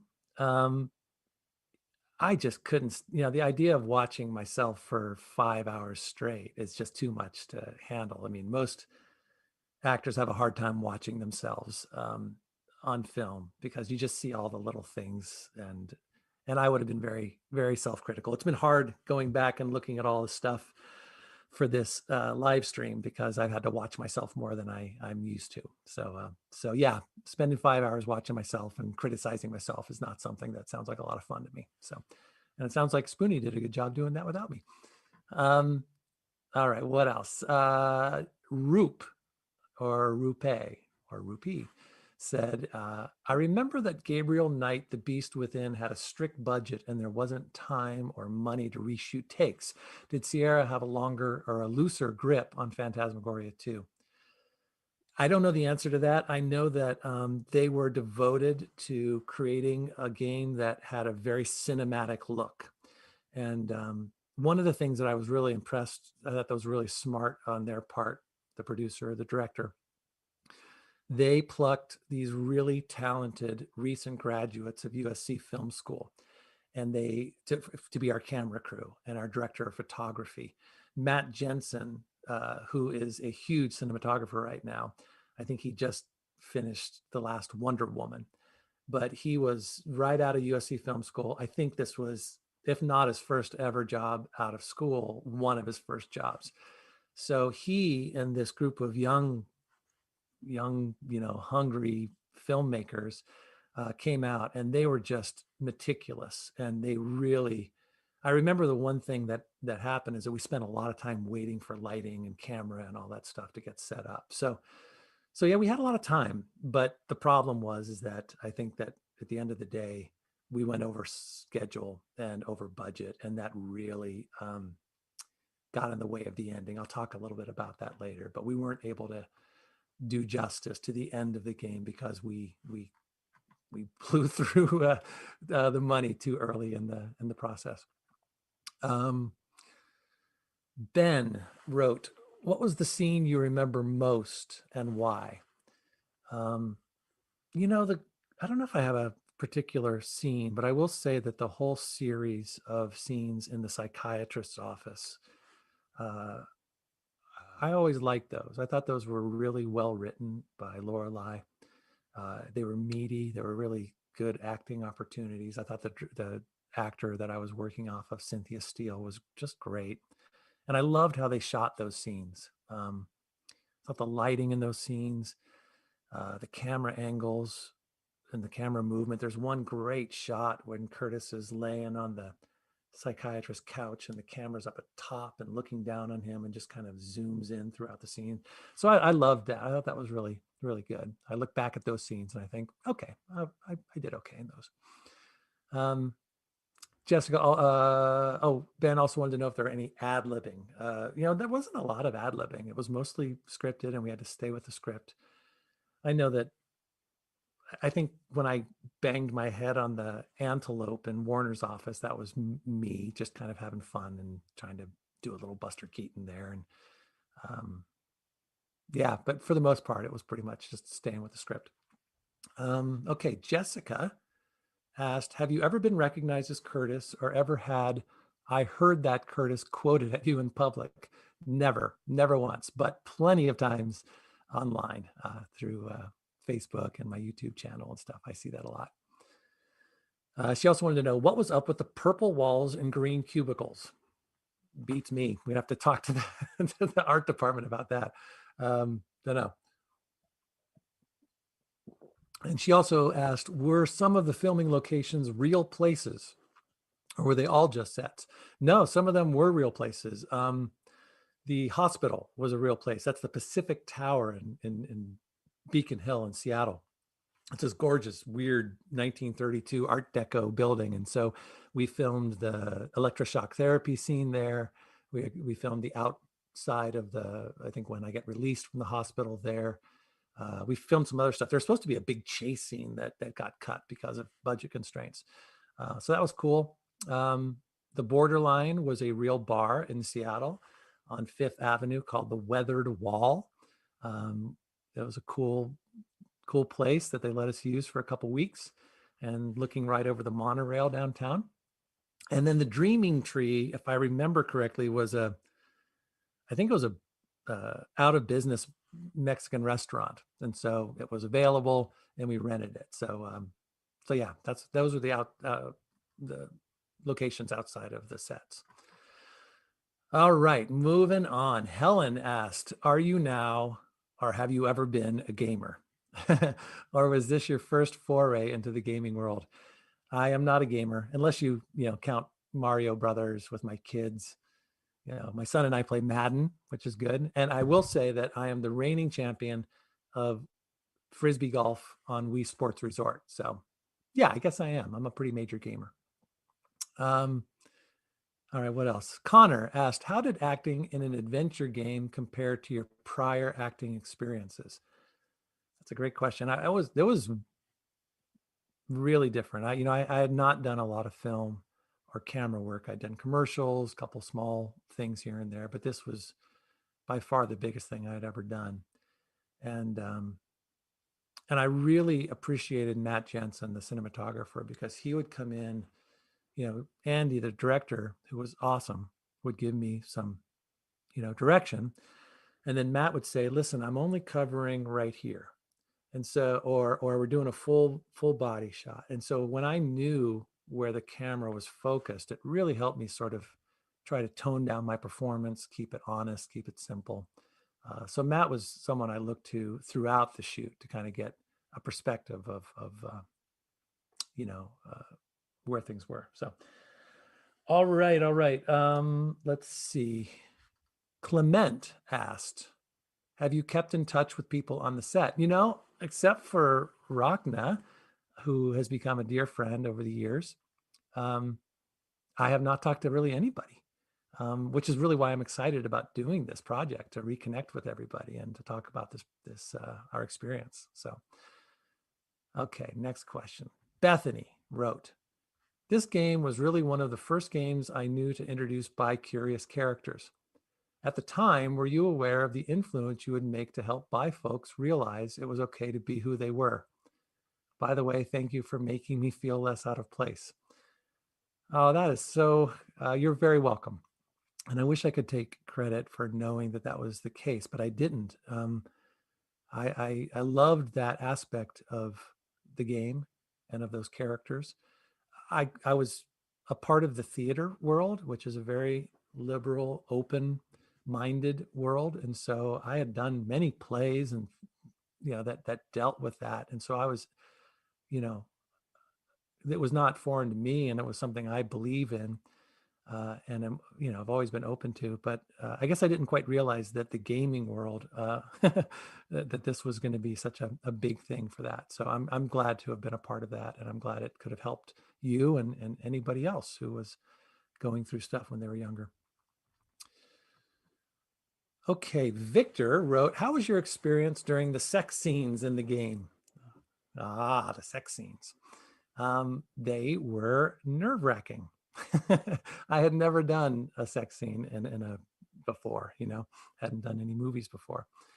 But I was very fortunate that both Rachna and Monique were just so kind and such good communicators and professional. And because working with the two of them, and with Andy and being able to communicate what was comfortable and what wasn't. It just made it a lot better. You know, Rachna, like me, I don't think she had ever done a scene like that. So we kind of clung to the fact that we were both new doing this. And Monique had a long resume of she, in fact, I wrote this down, her Wikipedia page says, Monique is an actress known for smoldering love scenes and intensely charismatic characters. So I was a little nervous when I first met her because she had been cast prior to me when they had this other Curtis on board. And then when I came on, they flew her up like the day before we started shooting. And I just thought, oh no, she's going to think I'm an idiot. But she could not have been sweeter or more kind. And we hit it off right away. So yeah, there's that. Victor also asked, was that your first time being in a sex swing? Yes, it was my first time and my last time. In fact, I remember they took Rakta and myself to a bondage store in downtown Seattle somewhere, where we had to get fitted for our my leather harness and for her leather outfit and the whip and the mask and all that. So that was a fun learning experience.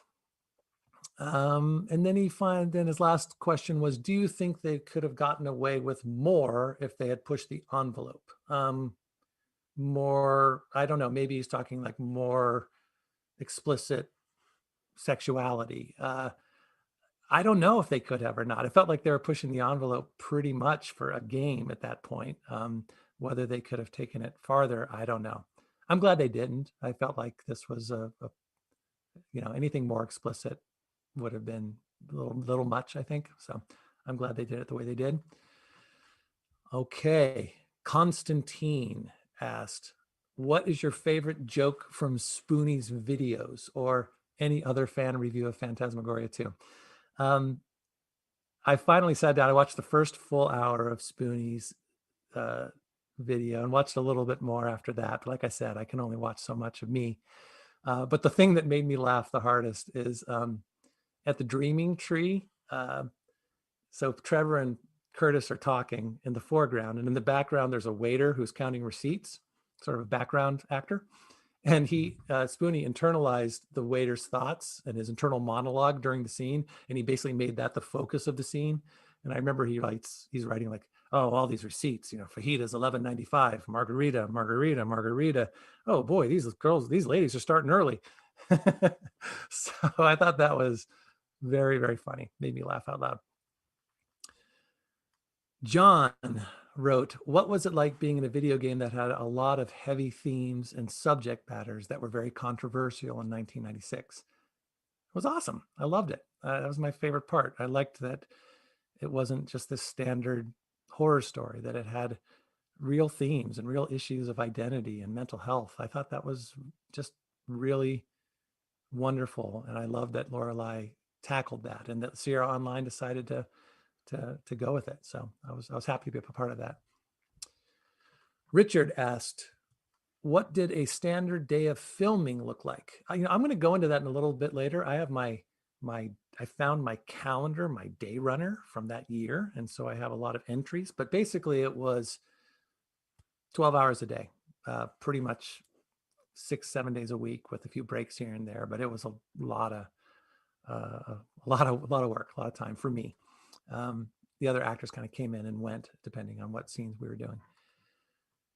Joshua asked, did you have any idea about FMV games back then? Zero, none. I didn't know anything about those, and they didn't last very long, thanks to me. All right, Andy asked, did any of the scenes make you uncomfortable? Not just awkward, but did you dislike doing any of them? I will say that the scene that I think I was the most uncomfortable was when I found out I had to do an entire scene with my shirt off with the detective. It was like after I had this wild night with Therese and I had scratches and makeup that kind of, reflected this sexual encounter. And I was not in very good shape back then. I just hadn't hadn't been working out, so I wasn't all that excited to be walking around shirtless for an entire scene. In fact, speaking of a Spoonie quote, I found this recently. He said, "Curtis has a body like an uncooked breadstick if you dropped it on the floor and it got little hairs all over it." You know, sad but true. That's kind of how I felt too at the time. But I will say this. I think I was ahead of my time a bit here. I was pretty much rocking the dad bod 20 years before that phrase was even invented. So yeah, there we go. All right, so Greg had a few questions. Greg wrote, in the game, characters make intermittent fidgeting movements so they don't appear lifeless in the background while the player is deciding to activate something. I imagine you did hundreds of those fidget-like movements. Oh my God, yes, that was the hardest thing. We did that all at the end. So we basically wrapped shooting. We were completely done. And then I went back in, and I think some of the other actors did too. It was like 2 weeks of just standing in different locations on different parts of the set and just standing there and moving or looking to the right or looking to the left. Because what they wanted was it to seem like if the player moved away from the game, that Curtis is just kind of hanging out there waiting for the next thing to do. So we had to film like hours and hours of these fidgeters. We'd call them fidgeters. And it was tedious and boring and not a fun way to end a long shoot. All right. Greg also asked, I heard somewhere that there was a pinball machine at the set. Yeah. And it was pretty distracting. No. Okay, here's the deal about the pinball machine. It was an Addams Family pinball machine. It was in the green room, and it was a lifesaver.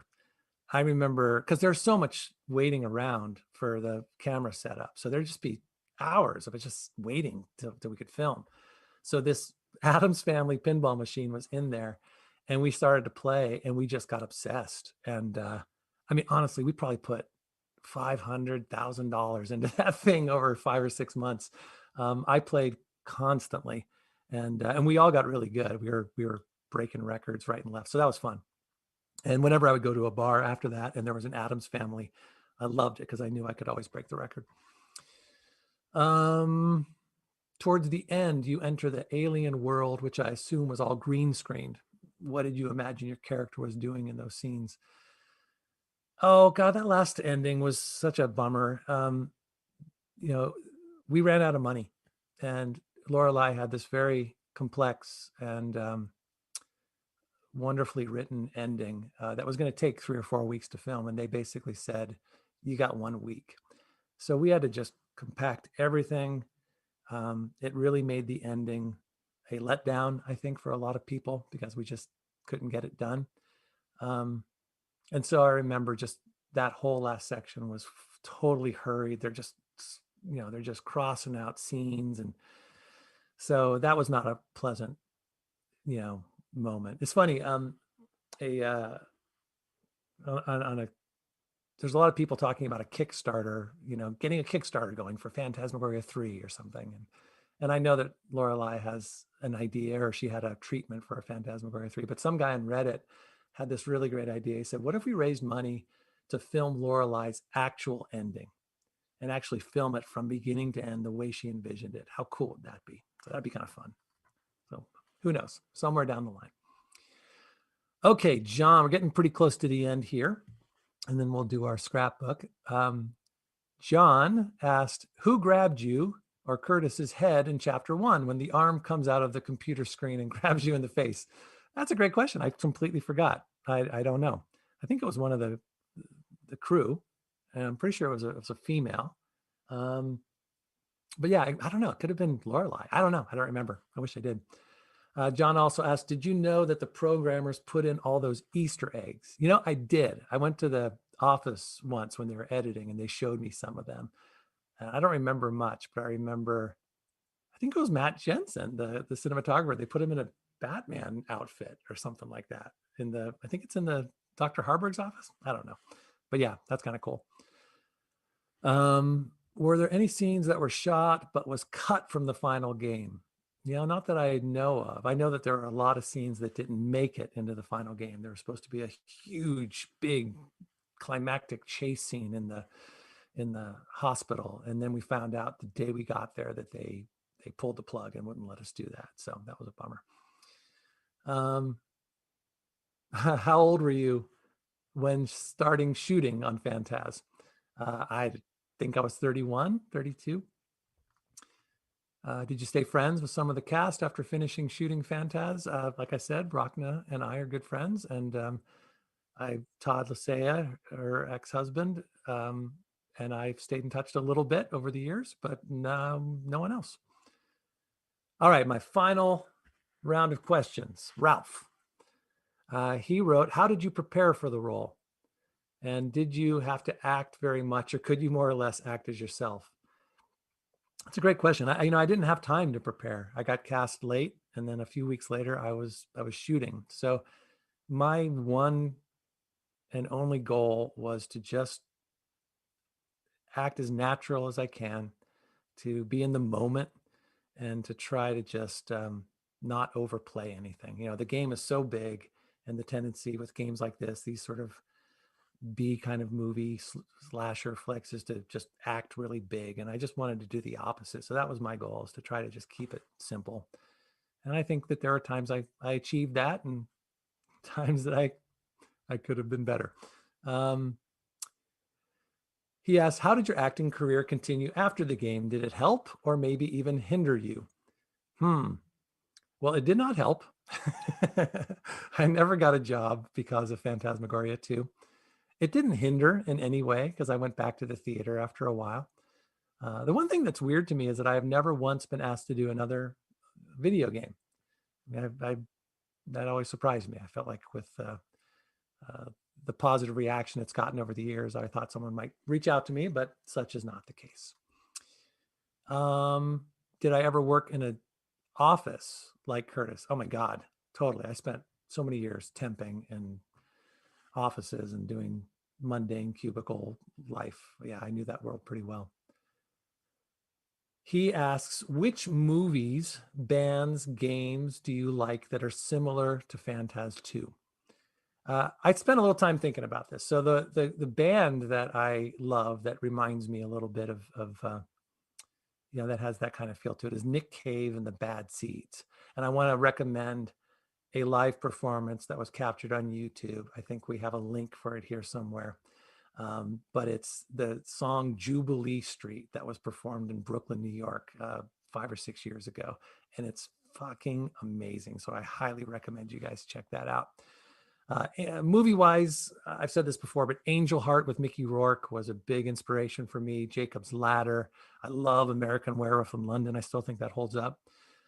Most recently, I saw an independent film that I really liked, kind of a cool, creepy outer space movie called Prospect. And that was shot locally by some Seattle filmmakers. And it starred an actor named Pedro Pascal, who is a alumni of my high school. So I checked that out too. And then finally, last question before we move on. Do you still have the cool gray t-shirt? No. There were 10 of those t-shirts. And by the time we were done, we just put them in a trash can and did a bonfire. I was so sick of wearing those shirts and those black, those black jeans. And they bought me these cool sort of, what kind of shoes were these? Black, I can't remember, Doc Marten shoes. But it's funny because I'm 6'2", and those shoes gave me like another 1.5 inches. And so they kept having me take the shoes off so I could be shorter when I was with my coworkers or my co-stars. So anyways, and then the one thing about that gray shirt, they always, one day, the first day of filming, someone said, oh, you should roll up the sleeve. That's kind of the cool thing people are doing now. So they rolled up my short sleeve. And after like a week or so, I'm like, this is stupid. I do not want to keep this. So I kept trying to put it down. But by that time, they said, no, you have to have it up because it's for continuity. So they made me keep my short sleeves rolled up for 6 months, and it drove me insane. So, all right. Well, that was that. Gosh, I hope that I feel like I'm just talking into a void here. So let's see. The next thing I'd like to do is share with you my little scrapbook. And I'm going to start by sharing the calendar that where did it go? Basic, here we go. Okay, so now I'm going to have to do it again. Hold on just a second. Let me see if I can find this.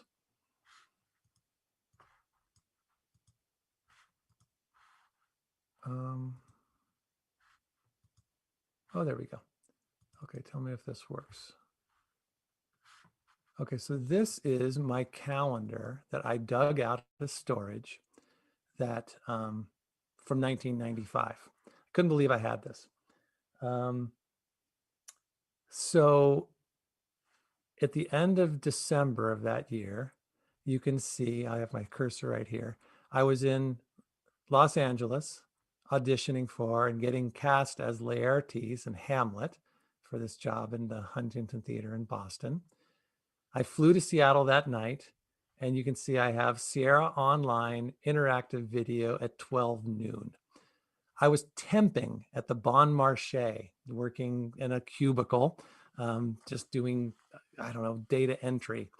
And I had some other auditions for the Children's Theater, for Romeo and Juliet, a show at ACT called Cheap.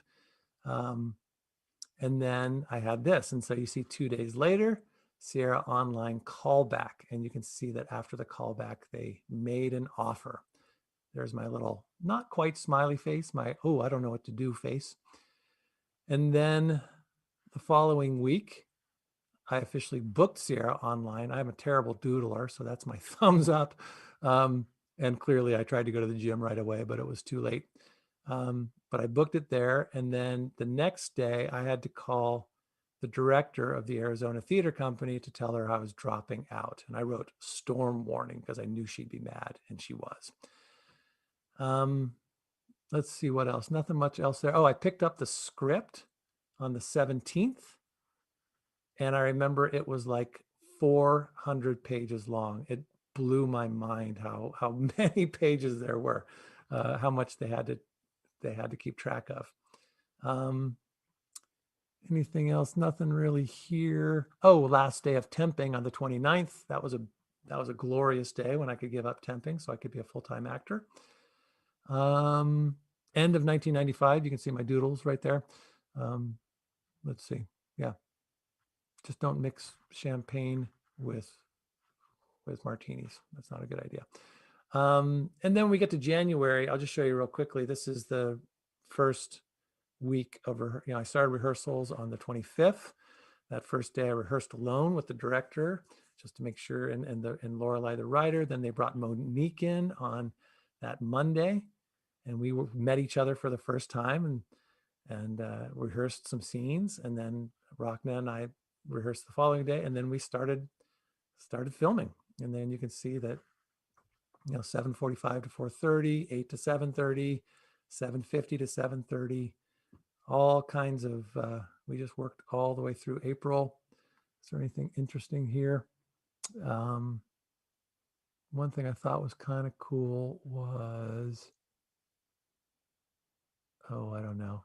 Weathered Wall. That's when we were near the end in June. We filmed our last week or so at the Weathered Wall where the borderline was, and the Dreaming Tree. You can see all that stuff. So that's kind of cool. Thought you guys might get a kick out of that. And then the next thing I want to share with you are some backstage photos that I got. Oh, wow, the lighting has gotten kind of strange. So sorry about that. Didn't notice that. Let me see if I can move things around a little bit.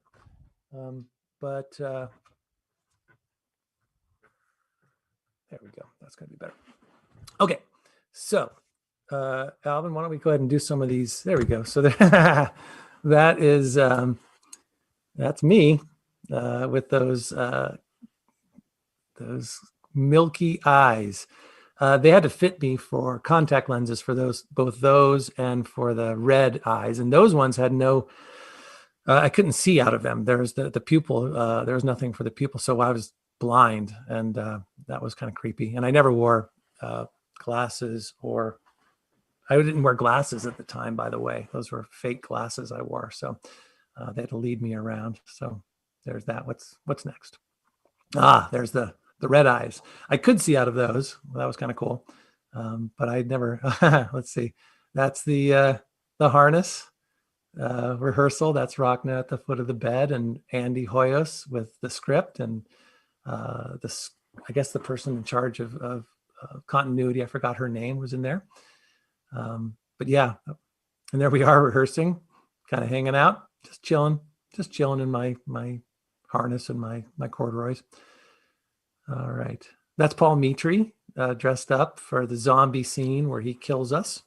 That is Rachna. That's a Polaroid. We took all of these. I don't know why I ended up with that Polaroid, but we took all of these Polaroids for continuity, for hair and for makeup, and just to make sure, because if they had to come back and shoot another scene that was supposedly the same day or the next day, we had to look alike. So there are hundreds of those Polaroids. That is Robert Stanley, the mad genius who did all of the makeup and all the special effects. So that's the little thing that comes down over the detective's head when I'm standing there and kind of freaking out. But he was great. Okay, what's next? Oh yes, me and the boys. That's us just hanging out backstage before we went on, and they tried to kill me. That's me and Monique backstage reading the Seattle Times and just chilling out, waiting to go on. It's a nice picture. There's Monique and Patricia Stanley, who was Paul Roberts' wife, who was the assistant makeup person there. And she's getting ready for her shot. And that's Regina, who played the detective, and me hanging out. And that's the Addams Family. There it is. There's the immortal pinball machine. So it's true. That was our thing. And that's the crew. I don't remember these guys' names, unfortunately. That's Patricia right in front. The guy she's braiding hair, I think, was the sound guy. But yeah, that's the gang. It made it all happen. And that's me and Todd Lisea, who played my dad in the flashback scenes. And so he was there. Oh, and that's in July, before the game came out. That is the PC game. I have 2 copies of this that came out as a preview before it ultimately tanked. But yeah, there's that. And you can see there's a big article in there. I think I put some of the... Yeah, so there's the article that talks about the game. I guess you can flip through that. But yeah, it's kind of neat. Pictures. Bunch of hype. Oh, and that's that is the front page of the calendar section of the Los Angeles Times. I guess that was also in July. What year? When was that? November. So just before, or just as the game came out. I actually have that right here, and you can see I'm on the front, and so some guy named Dean Erickson from The Beast Within. Now, Dean looks very, very handsome, and he probably had a really nice career, and I look like a zombie. But it was kind of cool to be on the front page of the calendar, and that was one of the reasons I ended up moving to Los Angeles.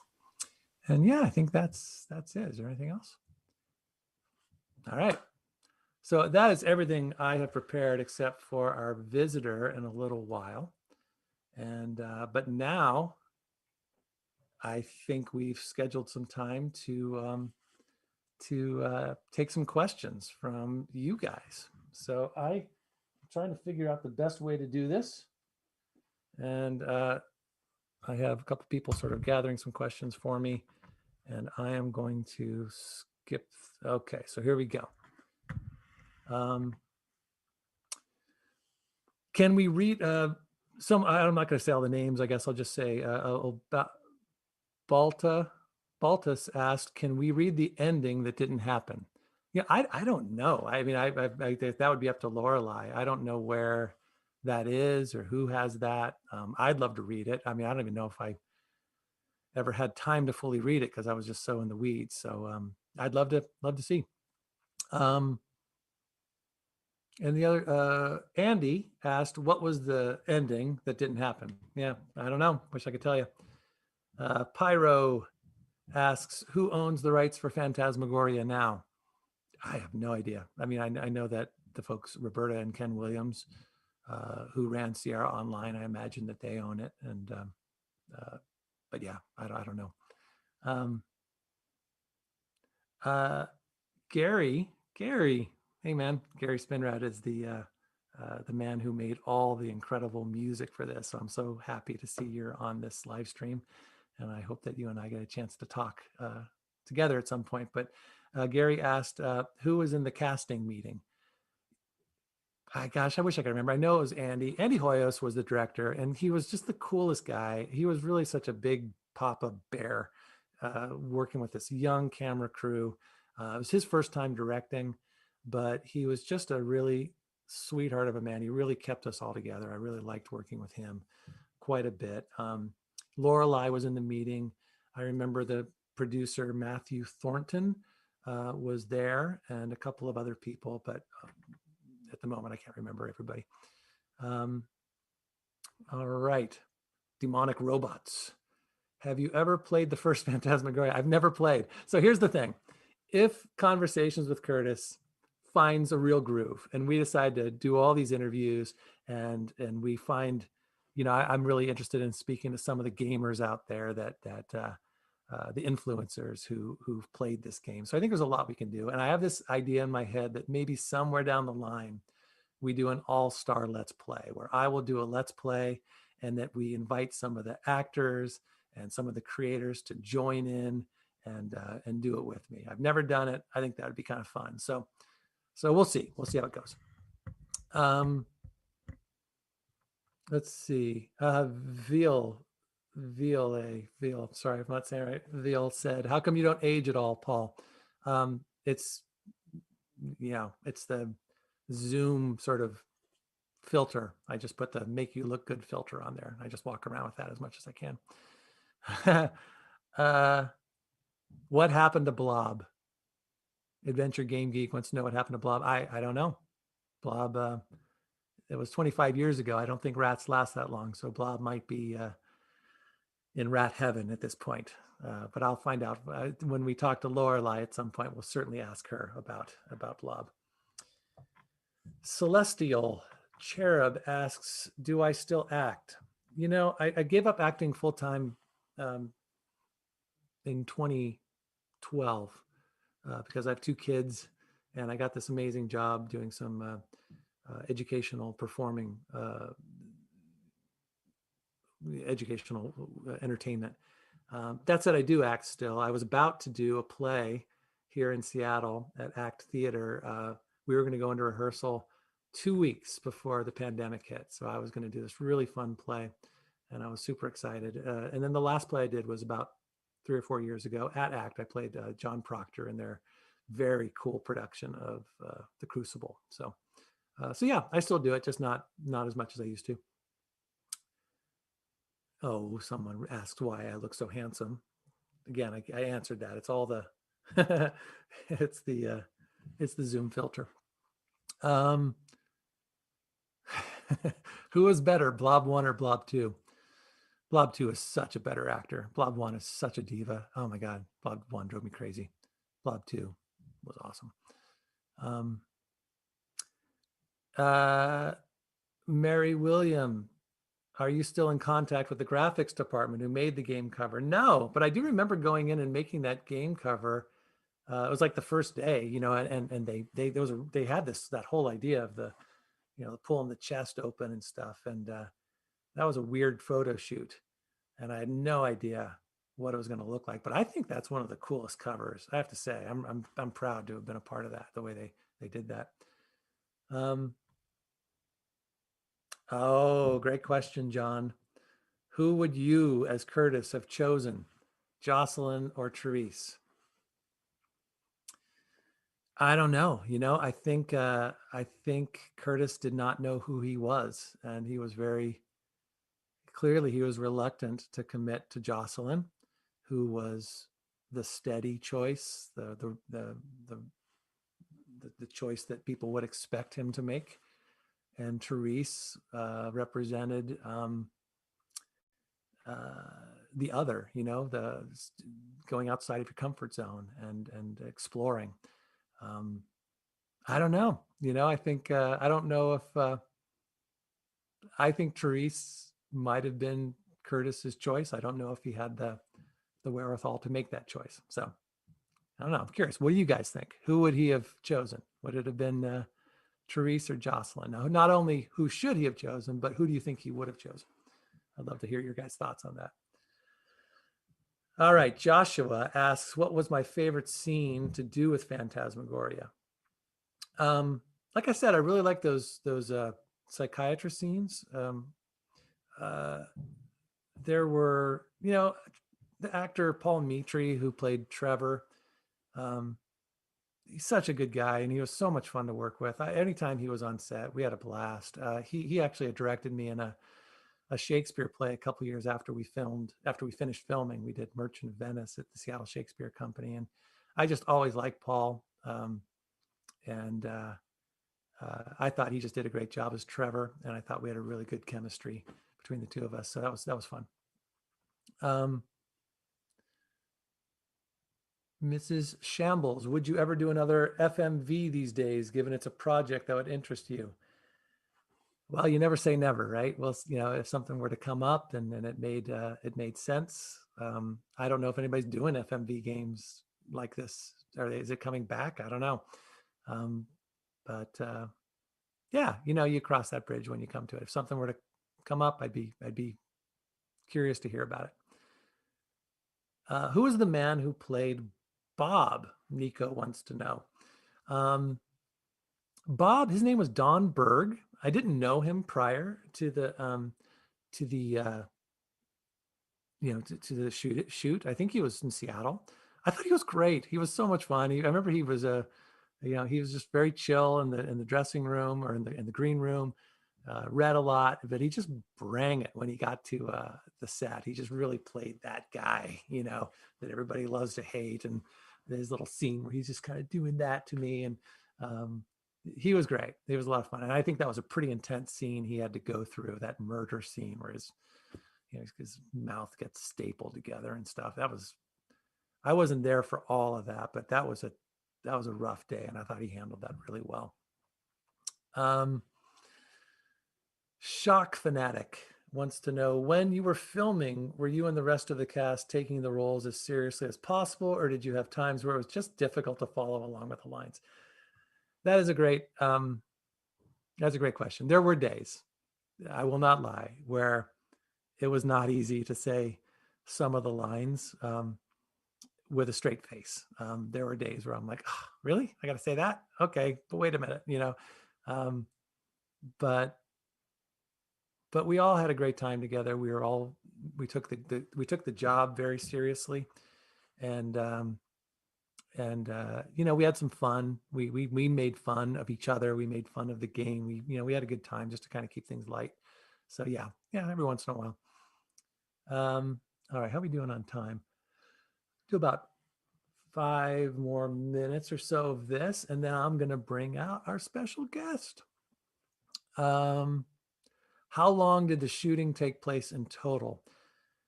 It was supposed to be about 3 months, if I recall. It ended up being almost 6 months, and we still weren't done. So that's what I meant by maybe some of those camera shots could have been set up a little bit earlier. I don't know what the reason was why we went over budget. It was a huge undertaking. And but yeah, I've never worked so consistently on any one thing in my life. I was there every day, for 6 months. Yeah, almost 6 months, maybe 5.5. Homestar Runner wants to know, what was the importance of the dancers that go by Curtis when you're about to enter the Borderline Club? I do not remember. I mean, I when I see it now, I remember that they did it, but I don't remember the reason. I still don't remember the reason. We're gonna have to get to the bottom of that. We're gonna talk to some people and find out who made that choice, who found those people, and what that was all about. Zuki wanted to know if I kept a copy of the Phantas 2 script. I am so sorry to say that I did not. And it was this thick. It was huge. And yeah, I don't have it. I wish I did. That would have been cool. Pyro Moloch asks, you said nobody called you again to work on video games, but have you ever applied as a voice actor? Yeah, I did a lot of voice acting. I've done a lot of voiceover work when I was pursuing acting full time, and video games were starting to become a big thing. I think my voice is pretty good for. I don't do a billion different voices. I can't do them on command. So they like having someone who can do 5 or 6 voices right away. It takes me a little while to find that. But yeah, nothing came up. Who is my favorite horror movie actor or actress? Deviant Gent. I don't know. I will say this. No one did a better job of mocking the horror genre than Gene Wilder in Young Frankenstein. That is one of the greatest performances, in my opinion, in the history of film. It's so funny. I love it. I have to think about that. I'm not a big horror guy. Wish I was for your sake, but that's not really my genre. How was my relationship with Trevor? Yeah, we got along great. You know, just like I said earlier, we weren't good friends. We didn't know each other prior to that, but he was a delight to work with. Let's see, Jamie, what was your experience like filming the Buffy the Vampire Slayer that you were in? Very short. I was in, and then I was out, and then I was gone. That was the thing about getting some of those small parts. You know, you get on the set, they're so happy to have you. You rehearse, you have this great camaraderie, you spend a couple hours together, and then they say, thank you so much, you're wrapped. And you're like, but I don't want to go. I like it here. I want to keep doing this. And then you're done.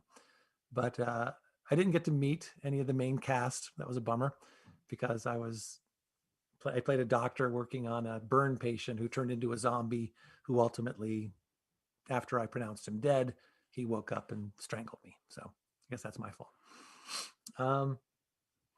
All right, a couple more, and then we're going to move on to our final little section here. Carl wants to know, how are the scenes in the psychiatric hospital? That place was creepy. I mean, everything you see there, that was not set design. That was in the hospital. That was an old building, and it really had a moody atmosphere. It did not take much to set the mood because of that place. So that was a really cool place.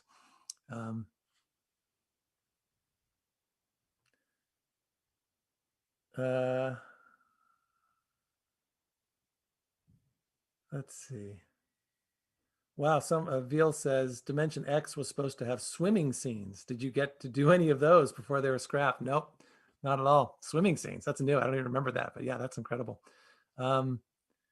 Okay, I think that's it.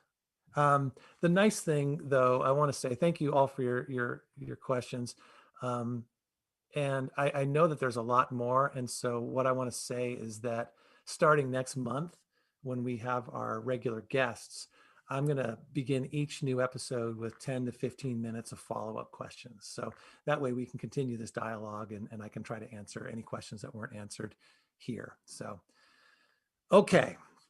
I'm super excited to share the last part of this show with you and introduce our visitor. But first, I'd like to take a moment to thank the sponsors of this event. Now, for those of you who have dedicated your support through Patreon, I cannot thank you enough. Without your financial support, I could not have been able to pull this off. And I also want to thank my partners at Letters Aloud. Now, while Letters Aloud is not contributing financially to this project, my partners there do see this as a fun and worthwhile pursuit, and they are allowing me to divert some of my attention from the good things that are happening there to commemorate this game and to celebrate with you guys. I do want to talk very quickly about the importance of financial support of art and entertainment. Patrons have long played a crucially important role in the arts. and in the lives of artists. Now, personally, I love supporting artists whose work brings something meaningful to my life. I take genuine pleasure in contributing to their ability to keep producing the things that they wish to produce and that I enjoy. Recently, someone commented on a Reddit thread that by creating a Patreon account for the series, he thought I was only trying to cash in on the popularity and cult status of this game. Now, I appreciate his comments because it gives me the opportunity to explain to you a bit more of what my motivation really is. Yeah, I do. I believe that artists and entertainment should benefit financially from what they offer. The more support there is, the more cool stuff gets made and enjoyed and shared. It is a beautiful cycle.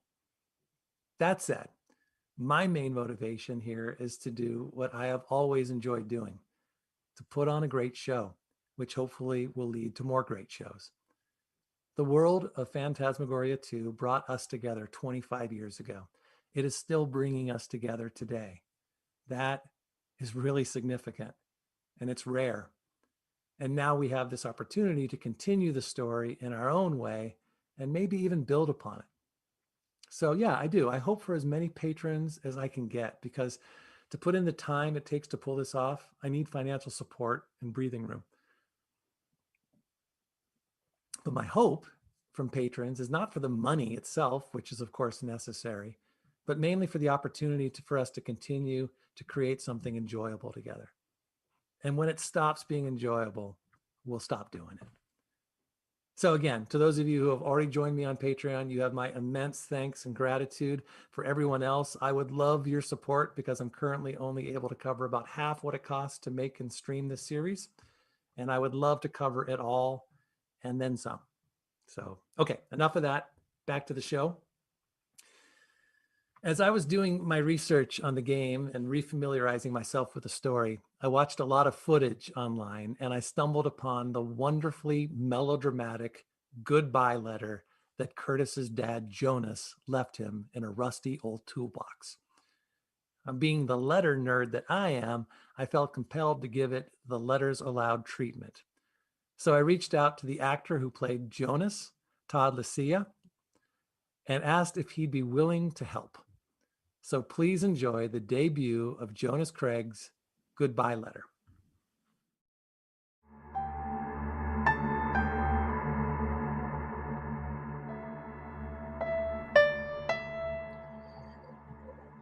My dear Curtis, if you are reading this, I am dead. I've probably been dead for a very long time. My employers at Wintech Industries have arranged and carried out my murder. I know this is going to happen. I cannot avoid it. Before they come for me, I must confess to you, my only son. Wintech has been experimenting with forces it can't possibly control, and I'm ashamed to admit I have been an integral part of that process. You must understand, Curtis, how excited I was at the prospect of working on something of this magnitude. I felt it could be important, beneficial to the entire human race. I was so immersed in the pure science of the thing that I started to forget my humanity. The Threshold Project is not in itself an evil thing, Curtis, but as long as it's in the hands of Paul Warner and Wintech, nothing good can come of it. It is beyond the scope of their understanding, and they mean to use it for unspeakable purposes. They've done terrible things, Curtis. People have died. I've tried to quit Wintech, to just take you away with me and leave, but they won't let me. They've threatened your life, Curtis. I can barely live with myself now, knowing how horribly this project has hurt you. I cannot risk losing you altogether. If I stay, they have promised to care for you, to give you only the best schooling and medical care. I realize this is a pathetic attempt to repay you for the pain you've suffered at their hands. But I am in no position to bargain. I must accept. Forgive me. Forgive me. You're probably a man now, and you will have been raised in the bosom of Wintech, a child of this monstrous corporation. I hope they've been kind to you. But now you must leave here, Curtis. Get as far away from Wintech as you can. Live, love, enjoy life, and never think about them or me again. I love you, Curtis. I love you with all of my heart. Be happy, Daddy.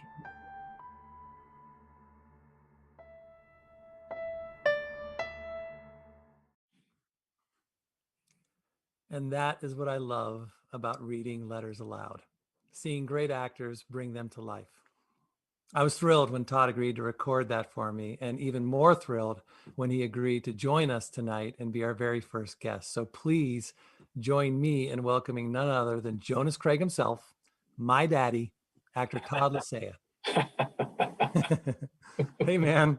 Hey, buddy. How are you? I'm doing very well. How are you? Good. Nice to see you, Paul. Nice to see Good, you. Todd, man. It's been a long time. We haven't talked to each other. We talked on the phone a little bit ago just to invite you to do this. And we realized that it'd probably been, what, 10, 12 years or so since we ran into each other last? Yeah, I think it's been 10. Yeah, about 10 years that I moved away from Seattle. Yeah, and so you are full-time in New York right now, right? Full-time in New York, although I'm now in Florida visiting my mother. That's great. So, hey, tell me, what was it like reading that letter after all this time, and then kind of watching the experience? How does that feel? It's it's all sort of coming back in, fits and bits and pieces, and listening to you and listening to the great questions that people are asking. It was a long time ago. Yeah. As I went over that letter, parts of that letter came back to me. I haven't read the script in 20 years, 25 years. So the letter had some details about Jonas's journey and about Curtis's journey. Yeah. It started to come back. So it was fun. It's just fun to revisit the story. It was vast. I know. It's crazy how after 25 years, people are still and continuing to discover it and enjoy it, right? Yeah, it's really wonderful. Tell me what I know that you only had, 5, 6, maybe a week or so on the set. So I know this was this was, you had a lot of things going on as you always did, but this was a shorter gig for you. Do you have any specific memories that come back that you remember about shooting this? I sure do. I heard you talking about those white contact lenses, because when you were harnessed in that thing, right, is when your dad comes in, like, for that kiss, right? My big moment. So they had to fit me with those contact lenses. And like you, I didn't wear glasses at the time. They had to send me to the, optometrist, ophthalmologist, whoever, to get fitted for contacts. I had no experience with these things. And when you put those white contact lenses in, you can't see shit. You can't see anything. And I remember getting into the, costume and makeup and put the contact lenses in. And I literally had to be led by the hand into the studio. And, a soundstage, there's cables all over the floor. There's lighting instruments, bumping into things. And they had to sort of direct me into where you were. I remember, like, putting my hands out to find out where you were. Yeah. They had to line me up so as I came in for the open mouth kiss, I was in frame. So what's great to hear about that is that actually makes me feel so much better, because I think it's important to say that Todd, I don't know if everybody knows this, but Todd was married to Rachna at the time. I think your daughter Melkorka was probably 5 or so back then. Yeah, 4 or 5 years old. Right. So Todd and Rachna were a married couple, both actors in Seattle. We had met a few times, but I think it was partly this game that we got to know each other better and hung out a little bit more. But so the most bizarre thing for me was I'm doing this scene with Todd's wife, Rachna, and we're, it's a bondage scene, and I'm in a harness, and she's wearing, her leather outfit and has the whip and a mask. And that's awkward enough, but to have my scene partner's husband, who happens to be playing my dad, ruin the scene by coming in for his own kiss was just the most bizarre thing I think I've ever experienced. But the good news is, I know now that you weren't able to see half the stuff because you were wearing that. That's true. I couldn't see it. You know what I remember about that? I was married to an actor. I was married to a very good actor, and Ragna got cast a lot in Seattle for all sorts of things. I remember, I mean, she's my ex-wife now, so I could talk shit about her. For her to get cast as Therese, with all the leather and all of that stuff, was so foreign to her that I just enjoyed her actor struggle of having to deal with that. So as far as me being on the set, I was like, yeah, whatever, fine. You know? I know. We laughed a lot. I remember there was a really lot of fun. Yeah, a lot it of was laughter. really fun. It's funny because I think I think the same thing happened with the gal Monique. She had played a lot of roles like Therese in films that she had played. So it was really funny that both Rachna and Monique were kind of playing against type to a certain degree, that so they got cast in those other roles. So yeah, it was a journey. So I remember that, and I also remember the scene with you as a child, young Curtis, right, where I'm holding young Curtis, and he's just gone through the machine, got swallowed up into this thing, and they took this poor actor. How old was that kid? Like 8 years old, 9 years old? At the most. And I had never seen this done, where they had just these giant tubes of KY jelly, and they were just slathering this child from head to toe. I mean, hair, face, arms. He was just a slimy mess in my arms. I just remember standing there watching them just like cover this child. And I just thought, this kid is just going to be ruined for life. It's funny because I watched that scene because I put together the letter video that we just saw, and there's a wonderful moment where you're in the background, and then his hand just slaps on the wall, and then you turn around with this horrified look. It's really, really effective. And then that scene where you're holding him and cradling him, and his hand comes up and tries to touch your face, and you sort of like bring his hand back down. Don't touch me, kid. Yeah, I do remember that. And your description of working with Andy, just absolutely big Papa Bear. The director was so wonderful, kind, so gentle with everybody. Yeah, for sure.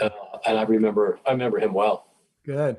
Well, hey, Todd, I've got a couple of pictures that I want to share with you. I don't think I showed these to you beforehand. Okay. So let me see if I think we found 3 or 4 photos of some backstage stuff. So Alvin, when you get a second, if you can pop those up.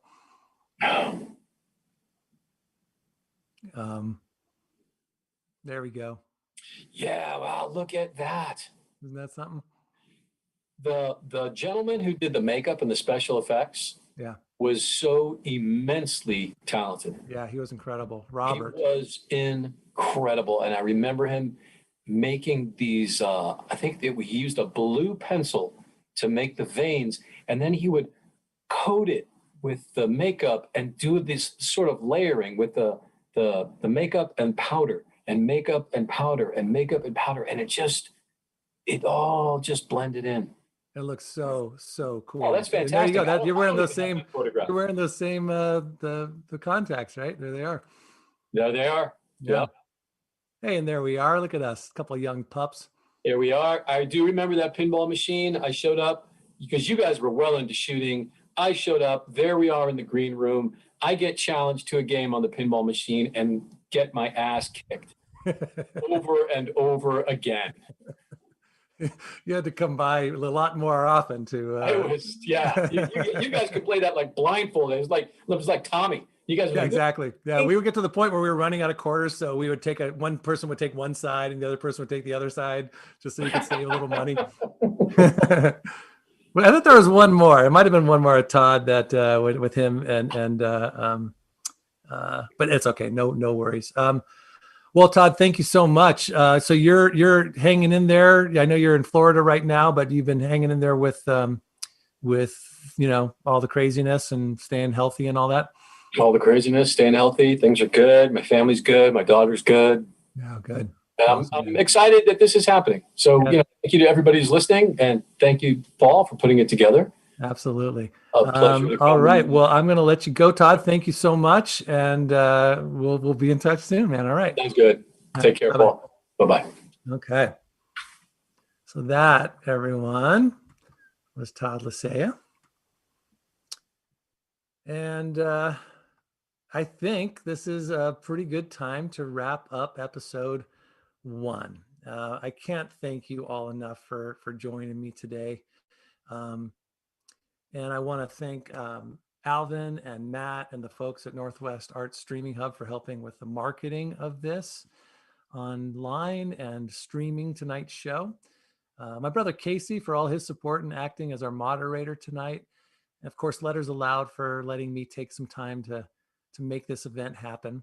I want to thank our super fan, Tarani Christine Hale Courtney, for creating that fun intro that she just gave us at the beginning there. I really appreciate that.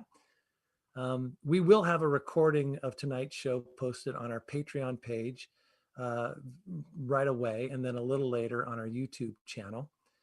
And just so you know, I have officially booked our first guest for episode 2, and you guys are not going to want to miss seeing this person. I will be announcing who it is on Patreon tomorrow and to the rest of the world in a week or so. And that's going to happen in May. And that date is yet to be decided yet, but we'll do that sometime in mid-May. Speaking of Patreon, please consider joining so that we can keep this series going. This was a lot of fun. I hope you guys had a good time tonight. There's so much to talk about about this game and so many people to talk to. Meanwhile, again, thank you for joining me. I hope you enjoyed my trip down Phantasmagoria Lane, and I cannot wait to see you all in May. Until then, did you hear that?